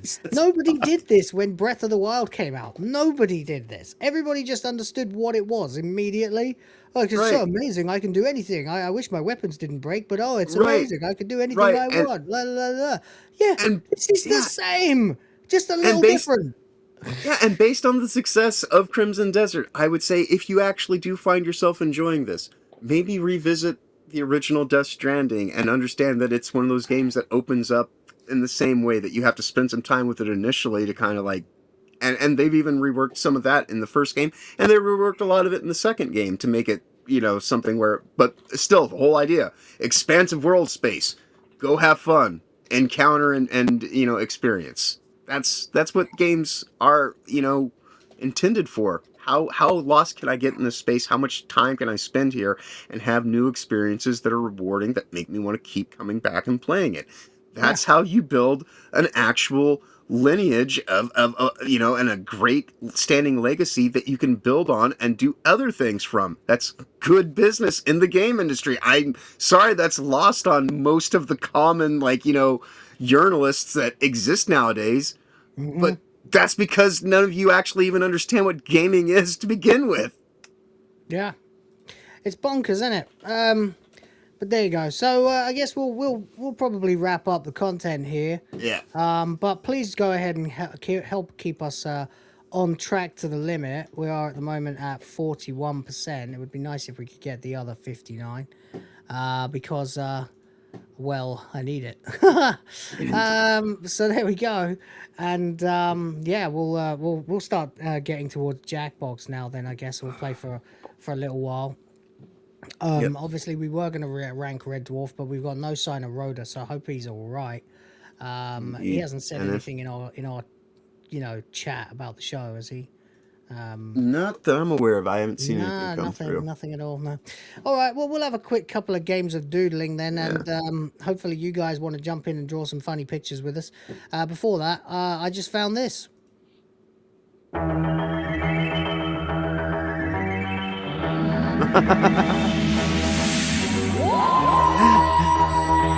Distilling the themes of today's show down into one image.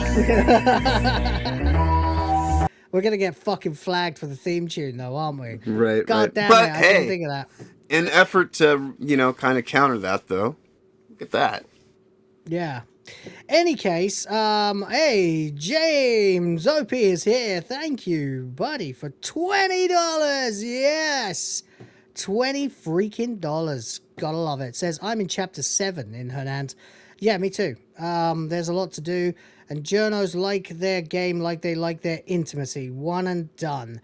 You can blaze through it just doing mains. Hypno is in chapter 9. Yeah, I haven't done that. I'm streaming mostly the story quests, but I have been also You're going playing, in and just experiencing the world, just and doing fucking stuff around myself quite a lot too. I need to get back to streaming it though. Normally, when we hit the limit, I then follow up with a game stream. So I'll do that. The next time we hit the limit, I'll go back to it and play some more. I'm looking forward to it though. It's great stuff. I'm having such a good time with that game, man. It's really cool. And I'm just so glad that it exists. It's such an incredible fucking experience. It's just so fucking huge. In the effort to make sure you're able to put time towards it, is the hit the limit rotation like Crimson Desert, Jackbox, Crimson Desert, Turtles, or? I mean, I tend to just do my own streams, and then when we hit like the full heart piece, we do a Jackbox or a. Gotcha. So it's more based on whether it's hyperdrive time or. I just do it whenever I hit a limit. I'm like, okay, I'll go and game a bit as well then, because I can justify it, Indeed. I go to the wife like, well, I got paid, so now I can go play a game for a few hours, right? And she's like, maybe get paid I suppose. again. So yeah, and there we go. But thank you very much, buddy. Fucking hell, $20. Look at you.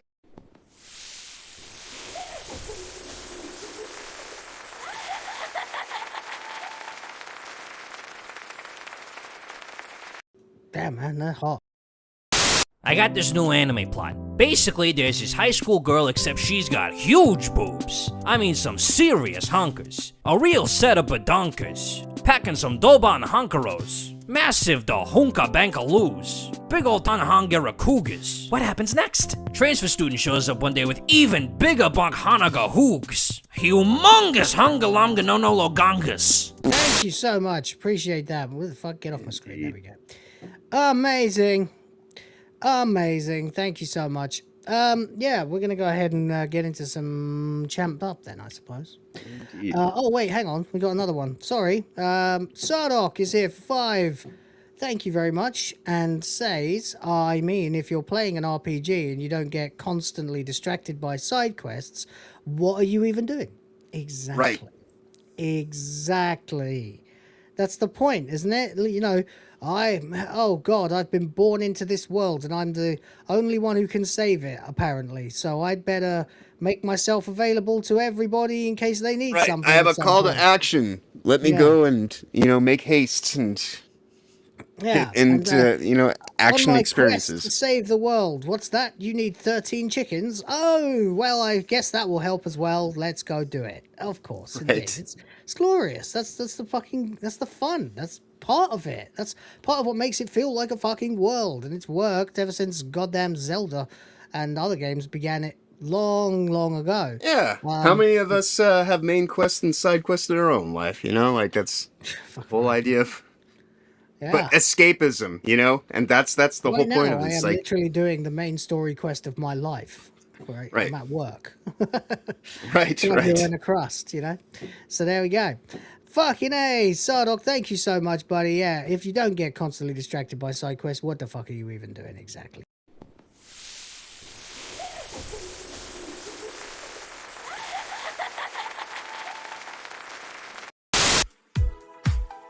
Thank you for 5 Dora.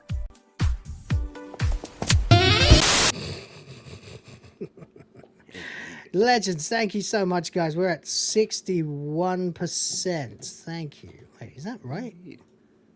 Is that right? Yeah, I guess we are. Yeah, there we go. All right. Cool. Well, then I'll... Much appreciated. Yeah, thank you very much, guys. Appreciate you for that. We'll get the game going then, and we'll play a little bit of silly drawings, shall we? Why not? Indeed. So there we go. But hey, if you should want to help us hit the rest of that limit, we would very much appreciate it. So thank you. Doesn't actually make sense.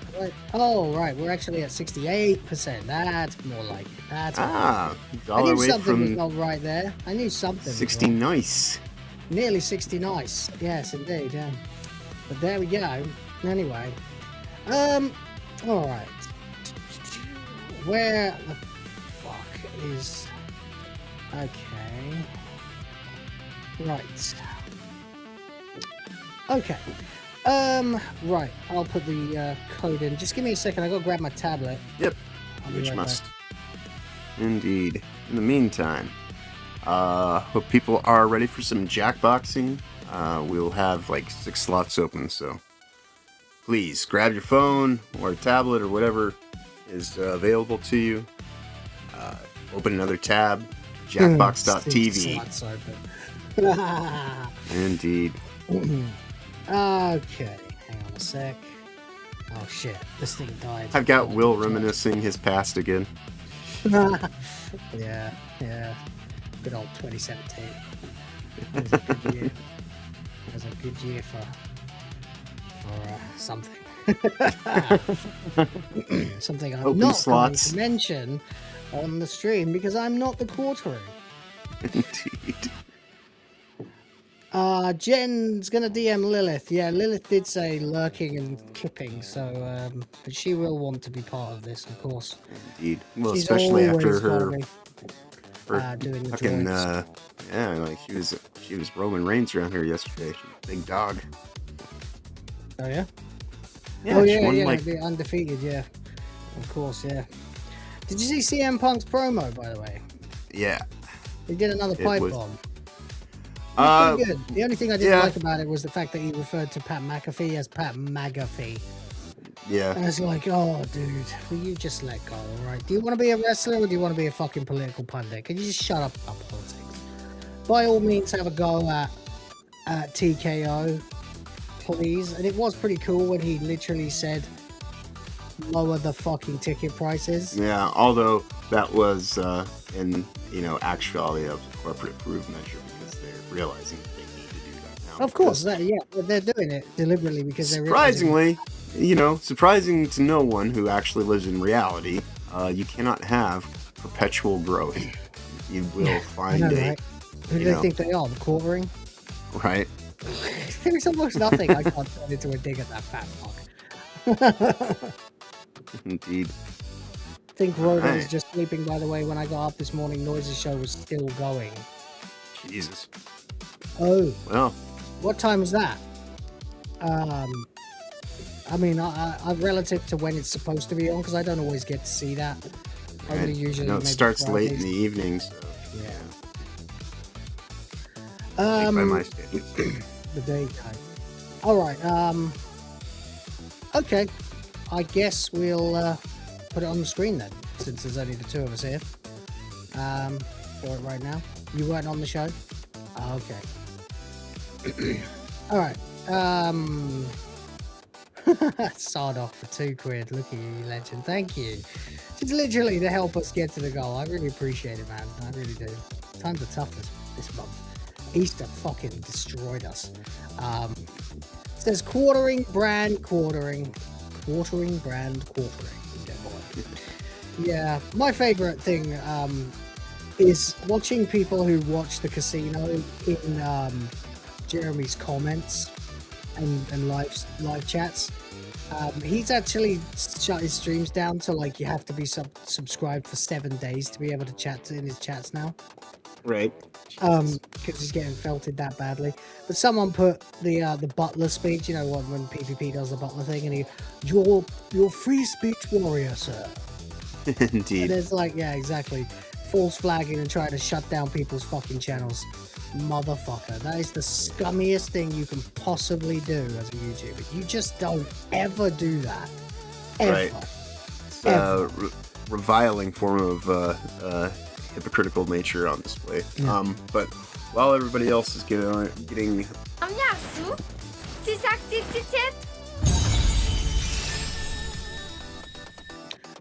sorry, I already hit that.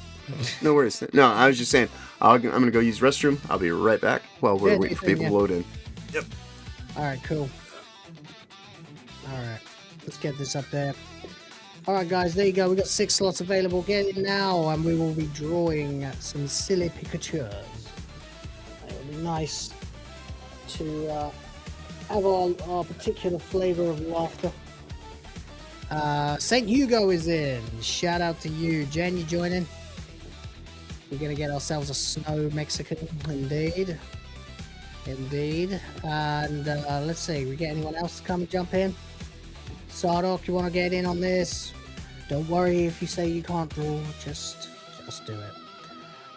Quad J is here. Hi, shout out to you too, buddy. Maybe you want to jump in and help as well. J Viper, I don't know if you're still here. If you want to play, come join us. We'll be playing for about an hour and get it going now. You're only here for like 10 minutes more. Oh, shit. That's not good. Damn, I never get the timing right on these things, do I? Never. Well, it's kind of impossible because everyone's got lives, of course. Alright, well, whatever, you know, I mean, if it ends up just being the 4 of us, we'll fucking go. But if anyone else wants to jump in and join, that would be great. Come and play with us. And we'll all have a bloody good laugh. Let's have a look, see here. Who else can I invite? Waha.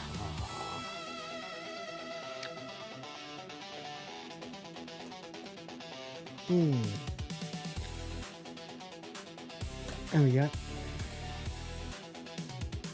Jesus Christ.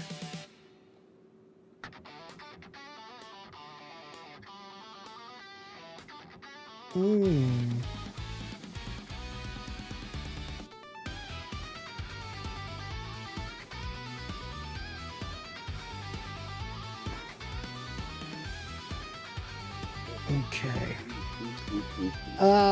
Anyone else, guys, want to jump in and join us? Or I think it might just be the four of us. Well, this rounds and... Where's Smeghead? Is he still alive? Is he still alive? Are you going to play with us? Jen's this already one's a little in. bit more adaptable. I think Smegheads might have gone to sleep. Don't know.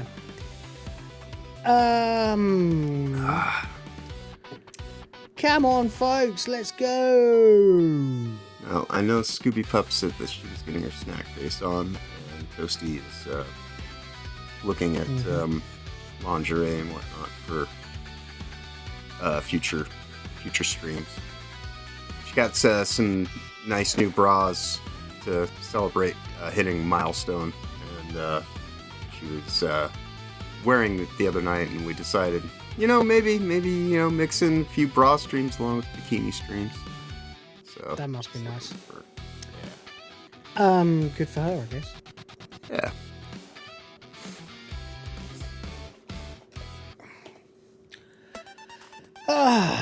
Well, I guess we'll give it another minute, and if no one else joins, we'll just play with the four of us then. Indeed. Fine by me. It's a nice round number. Anyway, thank you guys for supporting the channel today. Appreciate the super chats we've had. We are $30 from the goal. 29 actually. 29 from El Golo and Boobers. And 3 green or teal, whatever they are, super chats from Bonus Boobs. So if anybody wants to help out with that, that would be very much appreciated. Anyway, alright, I guess we're not getting anybody else then, so fair enough, let's just play. Boink. And there we go. Let's draw some shit. What are we going to draw today? And how many pictures of tits and Alyssa Mercante will there be?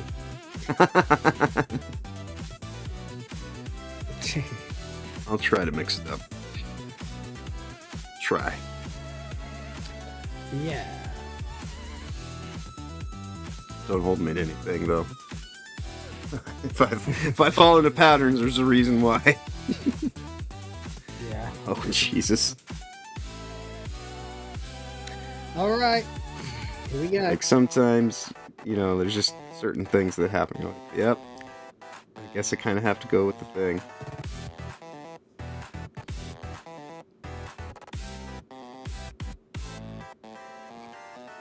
Yep.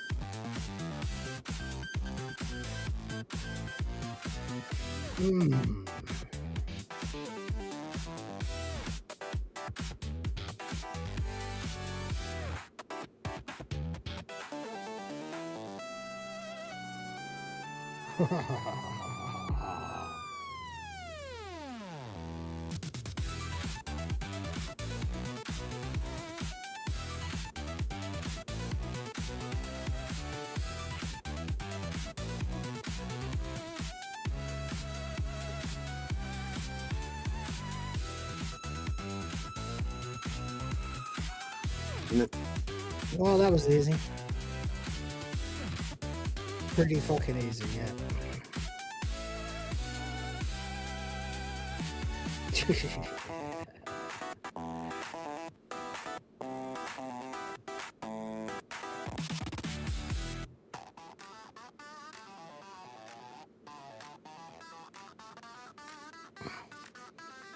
Yeah.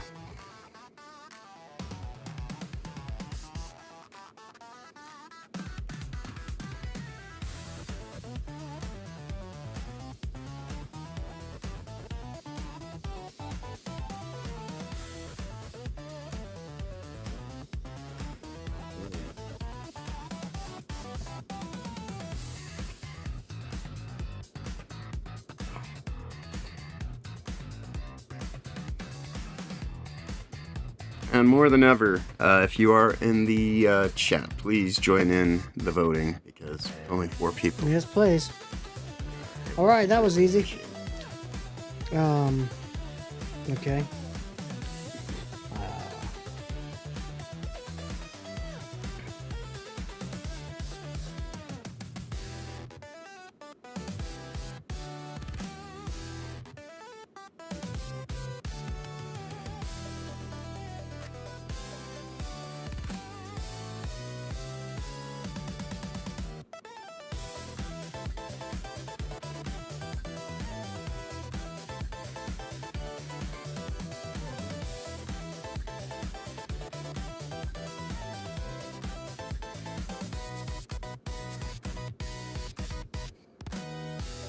Yeah.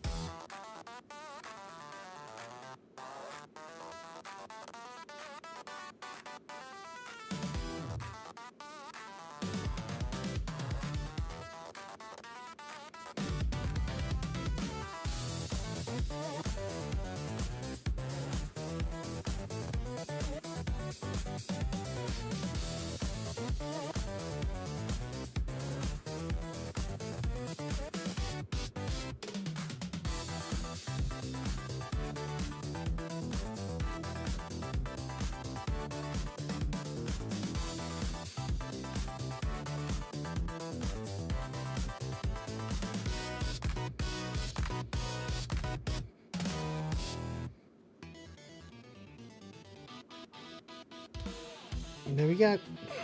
That was easy. All right. Submit. Submit. 10 points if you can tell me who says that and in what game. Anyone. In that way. Go, go, go. Time to submit. Jen!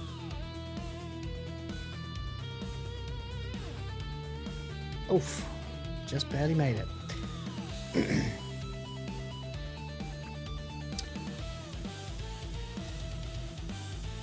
Alright, round 1. Kaya, I said no! Versus Kaya says yes. All that. Boom. Champion of I'm not here to make friends. Well, it's of course it's a Hassan thing. Kaya says yes. Free Kaya! Indeed. Free Kaya. That's right. There we go. Smegheads, nah, I'm tucking out. Have a good one. That's fair, mate. That's fair. Thanks for coming. Appreciate you helping us get as far as we did toward the limit. Indeed. Much appreciated. Problematic white guy John versus perfect tits. Oh. Well, Jesus. Those actually... I mean, perfect tits generally are the thing that keep you from getting arrested, but you have captivated my attention, as everyone can clearly see here in this image. This should be clipped right here. Gyrating tits and... Hey, you got and the smack in the face! Yes, that's... in the face by them titties. Alright, 2 hours and 30 minutes, roughly. It's the sort of thing that only happens in the most... classy of strip clubs. I remember getting given a lap dance once when I was like, someone set me up to and paid for it. But the chick was really aggressive and just kept beating me in the face with her tits. I actually really liked it. The cuckering versus the pottering. The champion of Whoopsie Daisy. And now I wish I'd known what this one was. I would have done. Done an Epstein. You know. But... Whoopsie Daisy. Yeah, fucking gross. Please jump in the audience and help us with the voting. Holy Cat Turds shit, Coffee there we are. versus Fuckery. The champion of embarrassment. That is fantastic. Oh my god. Came out better than I thought.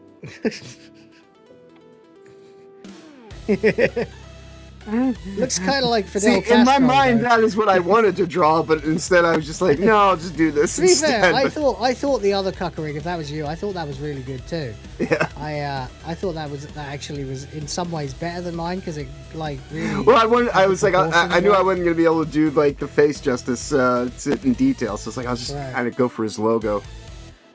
Right, gotcha. All right, okay. This is tough.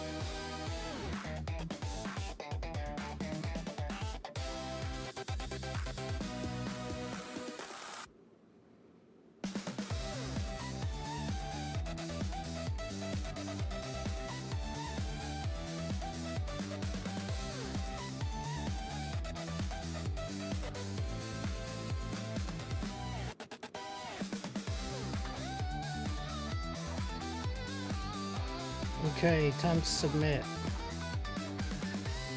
Yeah. All right, there we go.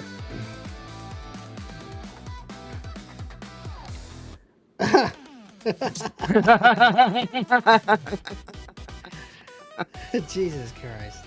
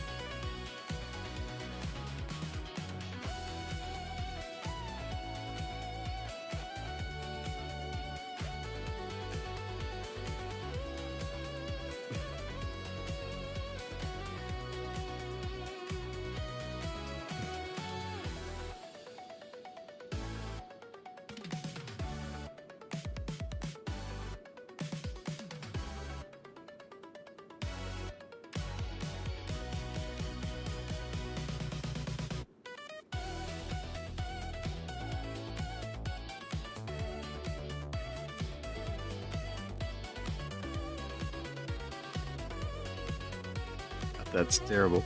Just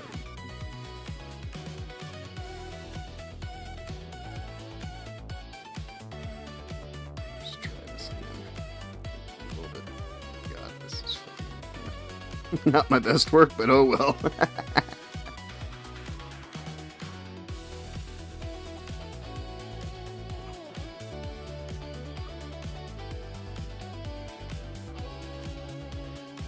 restart, so kind of fucked it up. Oh well. It is what it is. Yep.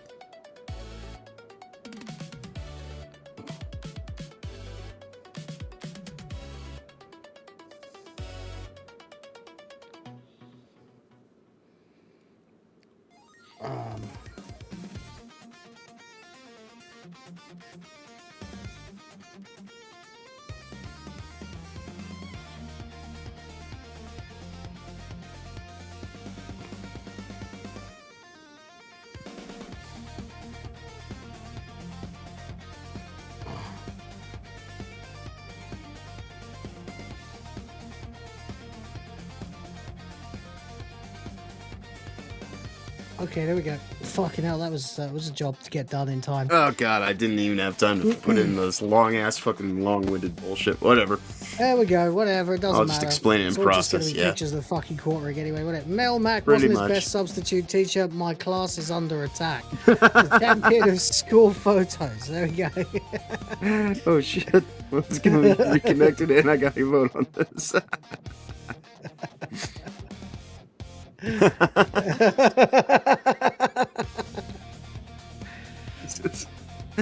That's great. The champion of thirst traps. Oh no. Oh no. What do we do now?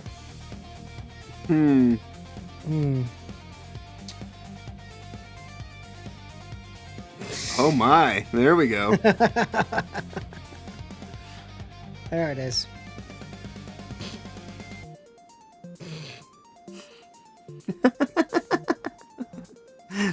Our new Roman Reigns. Perfect tits, yeah. Yes. My class is under attack. Hassan Pikachu. Pika's destiny of going to actual commune something. The champion of knows how to make an entrance. I gotta give it to the AK-47, right? That's certainly making an entrance out of an exit. Indeed. Jesus. Oh.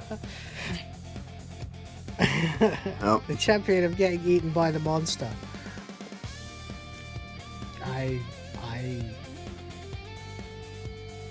Yeah. Oh no! The cockering! That's really good, actually. That is really good. Minimalist cockering. It's very good. That's Why good does enough. my class under attack look like Athe? It's not Ryan, it's Jer. It's quartering the cuck. Austrian art school teacher versus my art class is under attack. The champion of grotesque.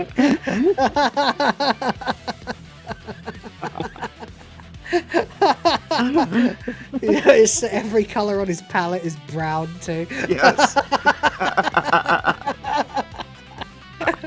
It's his favorite color. It's the color of shit. I like how It's the he's color like of chocolate. staring It's the at color of tits, like, beer. you know, It's the from color of afar. rum.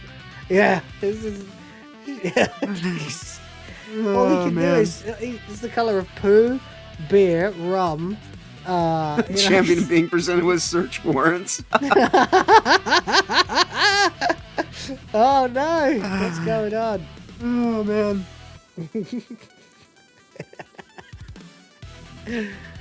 Oh dear, oh dear.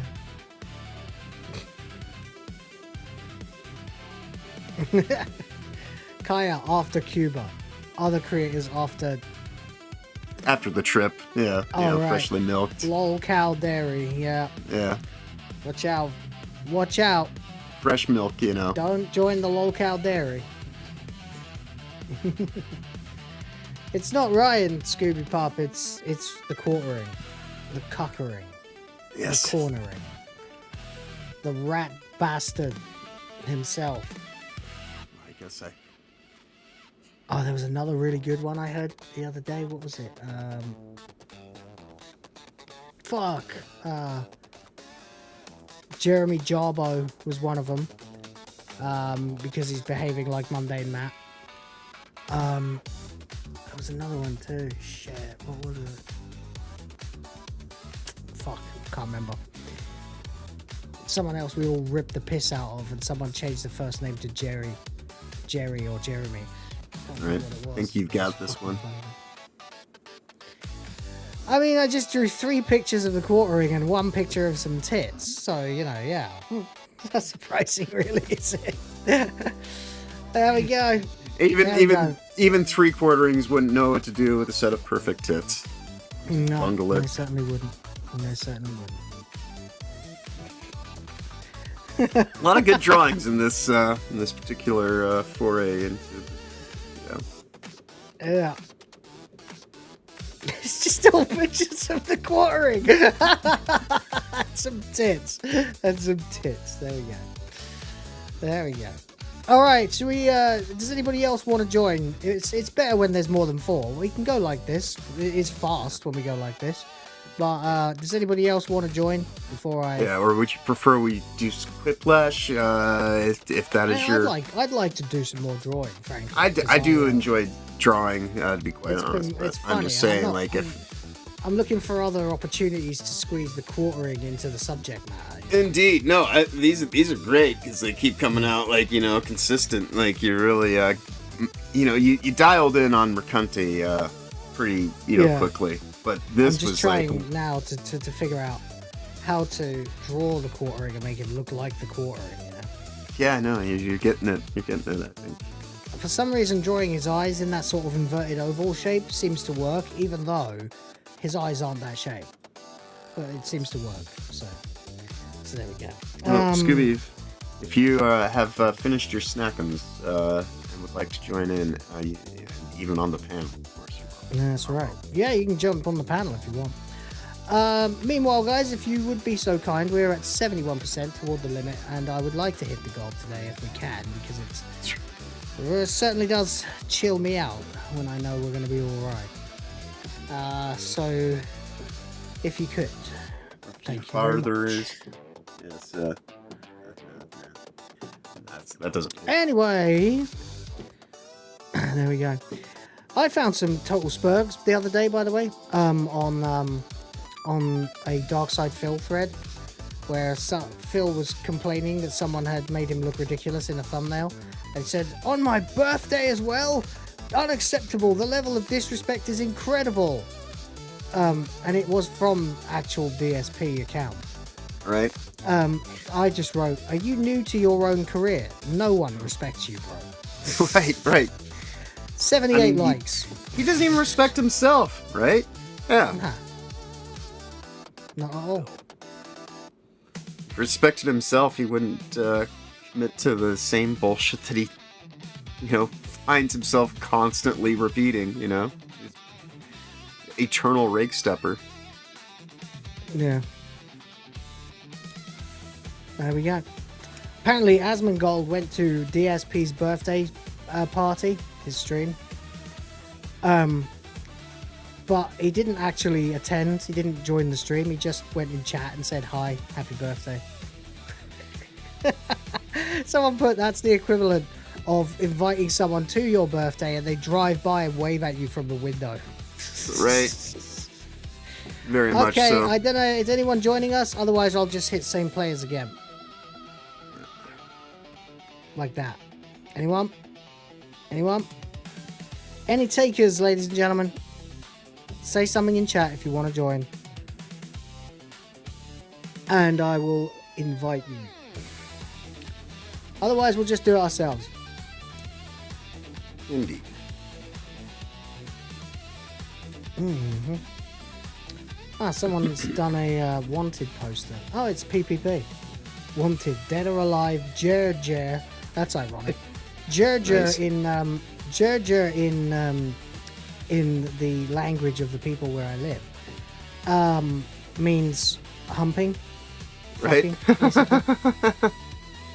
Yeah. Deranged Flaggart and Reddit forced cream pie enjoyer $5,000 reward. Sheriff's Office, Dodge City.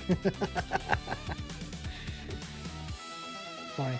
All right, we're just gonna go again then. Woo! Yeah, I don't draw Ryan like that. I draw Ryan with like dot eyes. Yeah. Whereas I draw Quartering with like wide nervous eyes, you know? Or you could also draw him with like half closed eyes because he's pissed.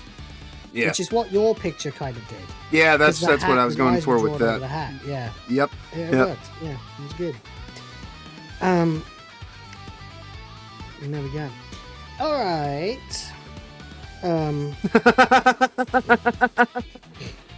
Fuck's sake. Sometimes the game just knows the theme of the day. Yeah.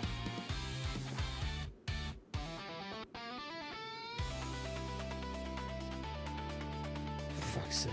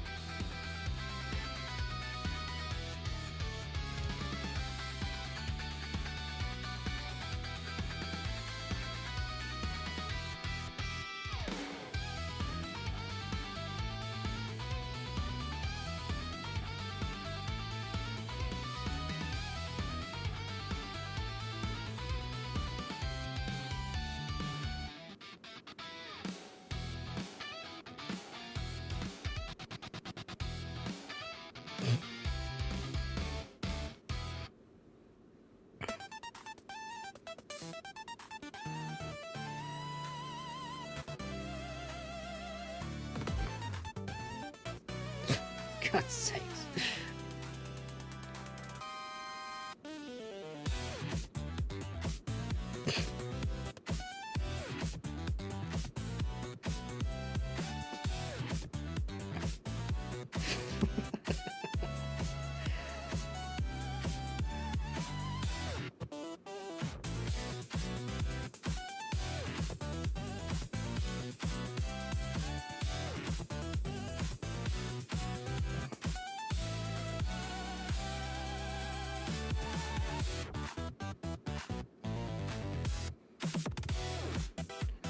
Okay.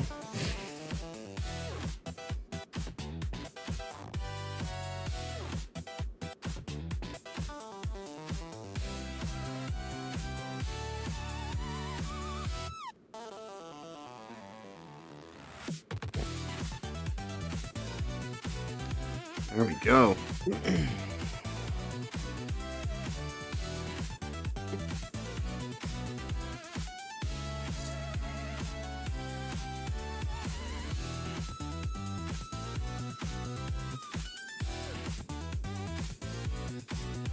Okay. Did I make it? Yes. Just barely. Heavy rotation.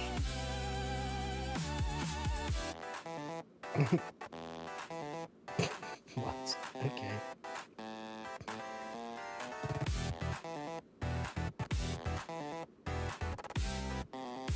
Let's see.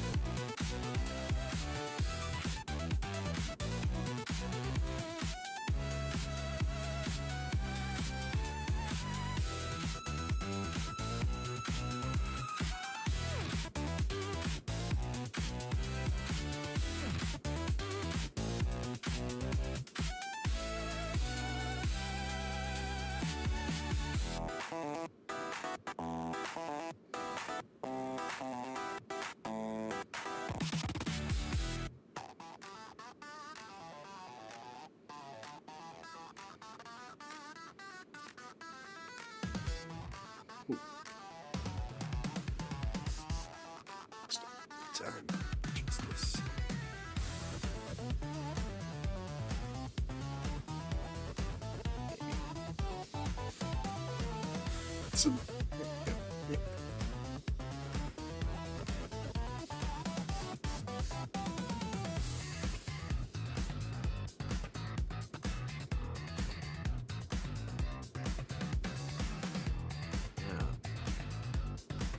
Snackums and some studio work after I finish up here today. Gotta get prepped for tonight's guest. All right. Name might be derpy. Pike, a cuck stitch job, or my Linkin Park is under attack. Champion of heavy metal.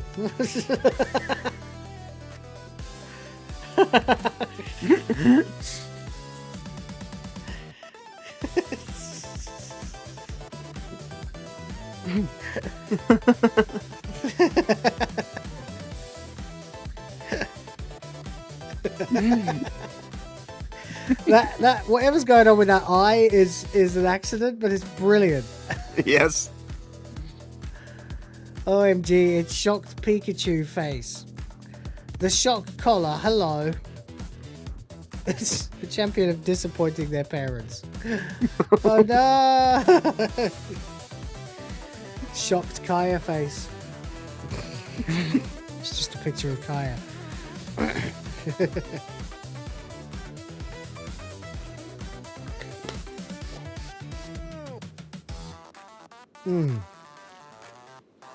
Hi. All right, there you go. The shock collar Well, took it. thank you, game, for giving me the decision. The prompt, yeah. The This- Cockery versus Shocked Pikachu Hassan didn't choose you. The champion of being an affront to God. Oh no! Sometimes you just get prompts and you're like, Poor Pikachu. I know what I must do. Poor Pikachu doesn't stand a chance. What the fuck? Well, apparently it does. And it won! What the fuck? Oh well, there you go. That's because people didn't vote, I suppose. Yep. Oh, there we are. Iceberg brand Iceberg versus OG Cruise Ship Crusher, the champion of cool. Nice. Tried to join drooling a little from his mouth, but it didn't work out. It kind of made him look like he had lungs. It kind of made it look like he had lipstick on, rather. Right? Yeah.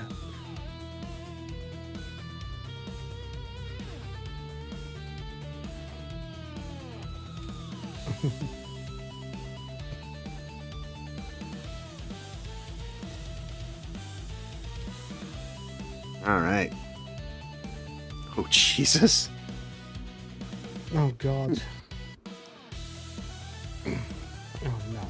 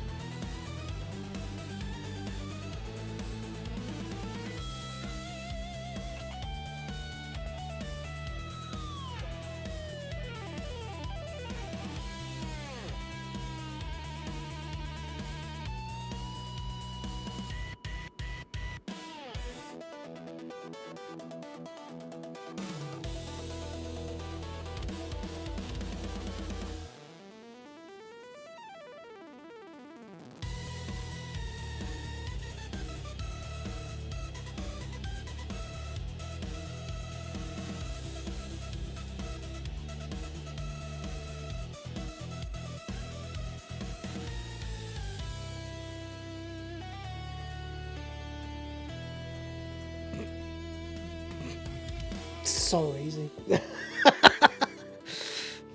It's getting too easy now. Who's Steve Cambion? I feel like I know that name. Oh, Truth Seeker, kick supporter. Yeah. He says, and he's posted the puppet version of quartering that was made by the Ripoff verse a while back. There's a guy who didn't particularly like Eric July, but he also made fun of quartering and others. Oh my god, what in the fucking world is this?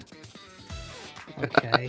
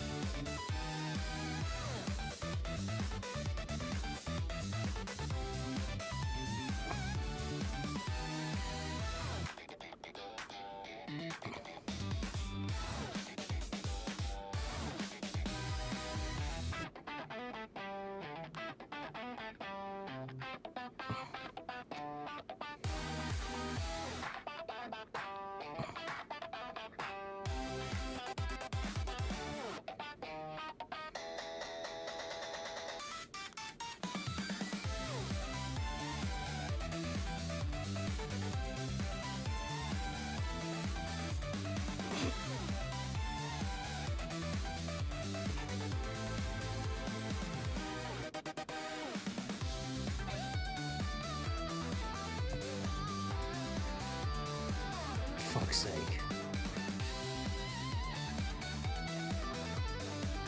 What am I doing? It's disgusting.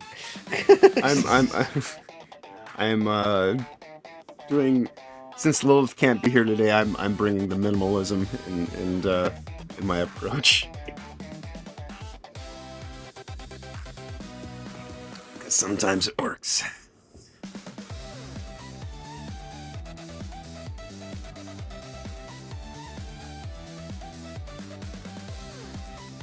"20 seconds. It's disgusting. Oh my god. Sometimes you just have these moments where you're like, what am I doing? Guys, I didn't pee in my basement, or I pooped my pants at Walmart again. Champion of the Ivy League. Oh no. Oh no. Oh no.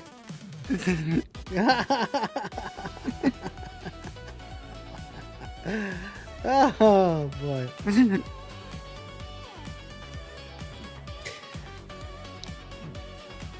There we go.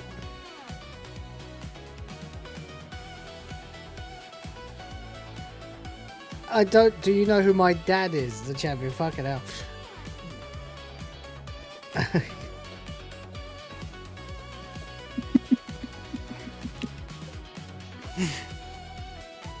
To do like continuing on from the last game, because I just had like a whole list of like puckerings. Hey, our favorite Spurg came back in the chat to try and imply that I'm obsessed with the quartering. Nah, you just need to find out more about current affairs. Right.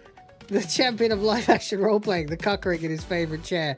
Smash at least cleans his via his pool. Oh no. It's really good, that one actually looks like him as well. It's just a miserable look on his face. But then I guess if you were a cuck who tries to false flag other people's YouTube channels, you'd probably have a miserable life too. The champion of getting attacked by geese. I don't fucking know. Yeah, I mean, he's the champion of getting attacked, right?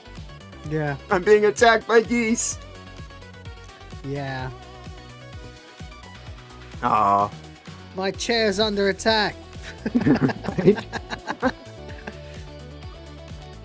Man, Kino Casino are gonna fucking destroy that motherfucker. They've got so many fans. It must not be safe to be quartering on fucking Twitter today. My TikTok is under attack. The champion of TikTok. Or lost art of the magical button off switch, yeah.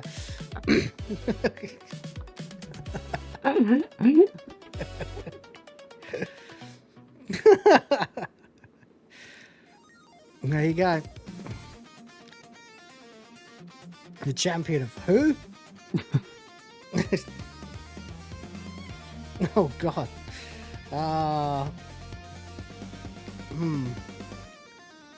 Go for the bonus.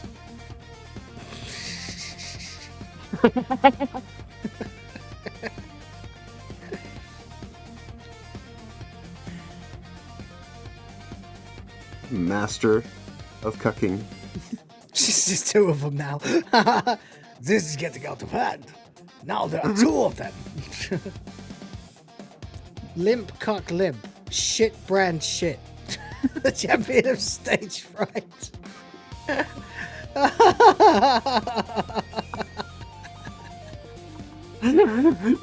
While I like the shit brand shit, the other one just, it's... I can't believe it got pelted so badly. The champion of getting pelted with rotten tomatoes. Oh no. Oh no. Well, now I think shit brand shit. Shit brand shit. Watch out. My stage show is under attack. Boom. My art class is under attack.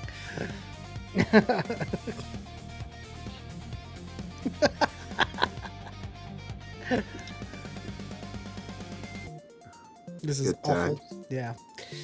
I'd say so. Yeah. Well, even though they're a little bit smaller games, they are no less pretty fun. Yeah, pretty fun. I'm gonna wrap it up now, though. Yeah. Just because might as well, Yeah. We're at 3 hours. I think that's a good bit of service for the day, to say the least. Yeah. There's Will the underdog rigged. Because I was the challenger on that one. Yeah. That and when shitheads kind of rise up. Oh, out to him. Oh, I know, but it's also just a little too late today. Sorry, you missed out on a good time. Get educated. Yeah. There you go. Anyway, talk about rent free in someone's head. Who the fuck keeps showing up here? Anyway, before we do wrap it up, I thought I might just show you what has appeared on the platform. We've got some pretty funny shit. Not shit brand shit. Don't know if you ever saw the video of this originally when it came out, but apparently Steve Cambion is now involved. So, yeah. He's posting this. Which is, it's pretty fucking good, right? It's pretty fantastic. The puppet version was fucking done ages ago. It was like 2 years ago. I love all the fucking strewn bottles. Beautiful touch. I feel like this is an AI picture that's taken a clip from the video and zoomed it out and added bottles everywhere. You've also got the Cuties poster, of course. Yep. And all the other shit. Oh, that's fantastic. Yeah, it's fucking great. We may be living in a dystopian misinformation fucking beyond parody world space, but I do appreciate the promptness for which memes like this can now be made with that technology. Oh yeah. I'm just trying to see if I can find this fucking video to show you before we go, because it is very funny. Yeah, hang on a minute. I just got to do some searching for it, because it's been taken off YouTube now. Because the guy who made it used to work largely for EVS, doing puppet shows, mostly ripping on Eric July. Right. And all that shit, but he also took some shots at the Fellowship as well, and to be fair, they were pretty fucking funny. Just trying to find it. It's really difficult. I mean, funny is funny, and I think even Juror himself should get a chuckle out of this. I mean, Well, there were a but couple he has, of them. They were mostly about him being gay for Eric July right, and Doctor Disrespect as well, of course. It's tough to find. I don't know. The only version of it I can find anymore is them reacting to it, which sucks because it was really good. It was a shame, actually. No, it's not there anymore. Can't seem to find it anywhere, which is unfortunate because it was a really funny video with voice changing as well. To oh wait, hang on. Oh no, that's a picture of it. That's a picture of the video. Right. Yeah. But I don't seem to be able to find the actual video of it, which is annoying. Funny thing is that puppet emotes almost more than he does. Yeah. It's got a warmth to it in a way that Jeremy will never possess. Yeah. It's annoying. I can't find it, but oh well. there you go. Maybe for Thursday. Yeah. I'll try and find it if I can. Yeah, it was old, but surely somebody saved it somewhere. It's probably on Kiwi Farm. Well, it is the internet, so I'm sure the internet never forgets. It's probably somewhere. It'll be on Kiwi Farm somewhere. Yeah. No doubt. No one's gonna let that slip away. It was too funny. Just having one last quick check, see if it pops up. But no, it's just people calling him a puppet. I can't find it, and I can't find it under Rip-Off Verse either because Rip-Off Verse doesn't exist anymore. The guy was prone to meltdowns himself, and he tended to just quit things, which sucks because his puppet videos were so fucking funny. Yeah. Anyway, it doesn't matter. That'll do. We'll just get rid of it for now. But yeah, there you go. Anyway, yes, and other unflushing nugget happenings. I guess Airbag decided to create yet another. Oh yeah, the Airbag, the fucking ban evader. Yeah. That douchebag. Is he back now as well? Yep. I don't know. But there we go. Stephen Campion says, Quartering's attack on free speech will backfire badly. Threatening to destroy another content creator's channels is too much. I'm no lawyer, but it looks like criminal extortion to me so far. No mercy. Buckle up, bitch. You got my attention now. Oh dear. Oh dear. This is not good. Looks like we're going to be getting a lot. Anyway, we'll see. We'll save it for Wanker of the Week. But there we go. Thank you everybody for being here for this episode of WTF Live. Appreciate you being here, and we've had some fun. Anyway, there we go. I guess it's outro time. John, what you got coming up? Well, tonight, 8 p.m., Toasty and I will be doing another Toasty Talks. Actually, I think I want to talk to her about the name possibly being Taco Tuesday, Talko, Taco. But we gotta... like what Nerdroid does. Let's talk. Yeah. Yeah. Right. But nice play on words. But possibly. But that'll be at 8 p.m. Eastern, as we always do throughout the week: Sundays, Tuesdays, Thursdays, and Fridays.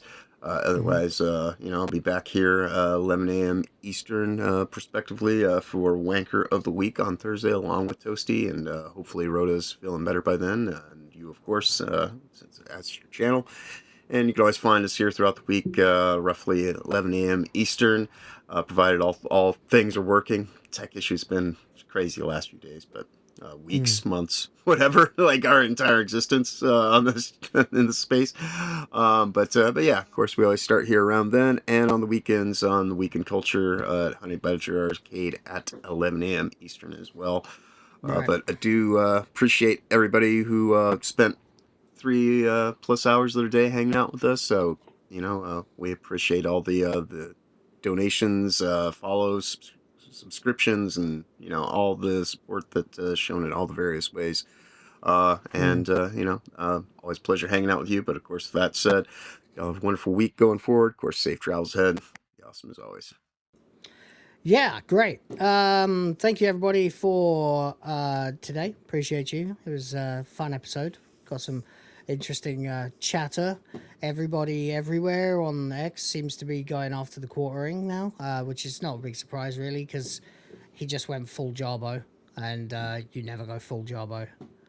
You just don't. There's certain laws, you know, there's certain unwritten rules of common decency among YouTubers, and one of them is content creators in general. Oh, you froze up on me, Will. And hopefully it's just on me, but it looks like you're still talking. But maybe it's me that's frozen up. Yeah, it's probably me that's frozen up. Yeah, I was gonna say, I was like, are you frozen up or am I? But yes, you should be back now. There we go. I am here. Yeah. Perfect. That was perfect, of course. Yeah, there's just As I rules, said, rules tech about issues. this kind of thing. You just don't fucking, you don't false flag other people. You just don't do that. It's fucking right. Ultra cuck behavior. You get the entire internet against you. You've got no fucking chance against the entire internet. So, yeah, screwed now. Totally screwed. Anyway, but there we go, I guess. There we go, I guess. Anyway, yeah, so thanks very much for being here today. Appreciate you guys, all of you. It was good time. And we'll be back on Thursday, and I'll be back tomorrow, of course, with the usual thing. And there we go. All right, well, have a good one, everybody. Thank you so much to the people who supported the channel today. Smegheads, J Viper, James OP, and Sardoc, and a bunch of other people. In fact, mostly just Smegheads. Sardoc and James OP again, and Jay. Thank you guys, appreciate you. Anyway, take care, spike your hair, fuck Disney, fuck Nintendo, fuck Microsoft, fuck you if you like Ubisoft, and fuck the quartering.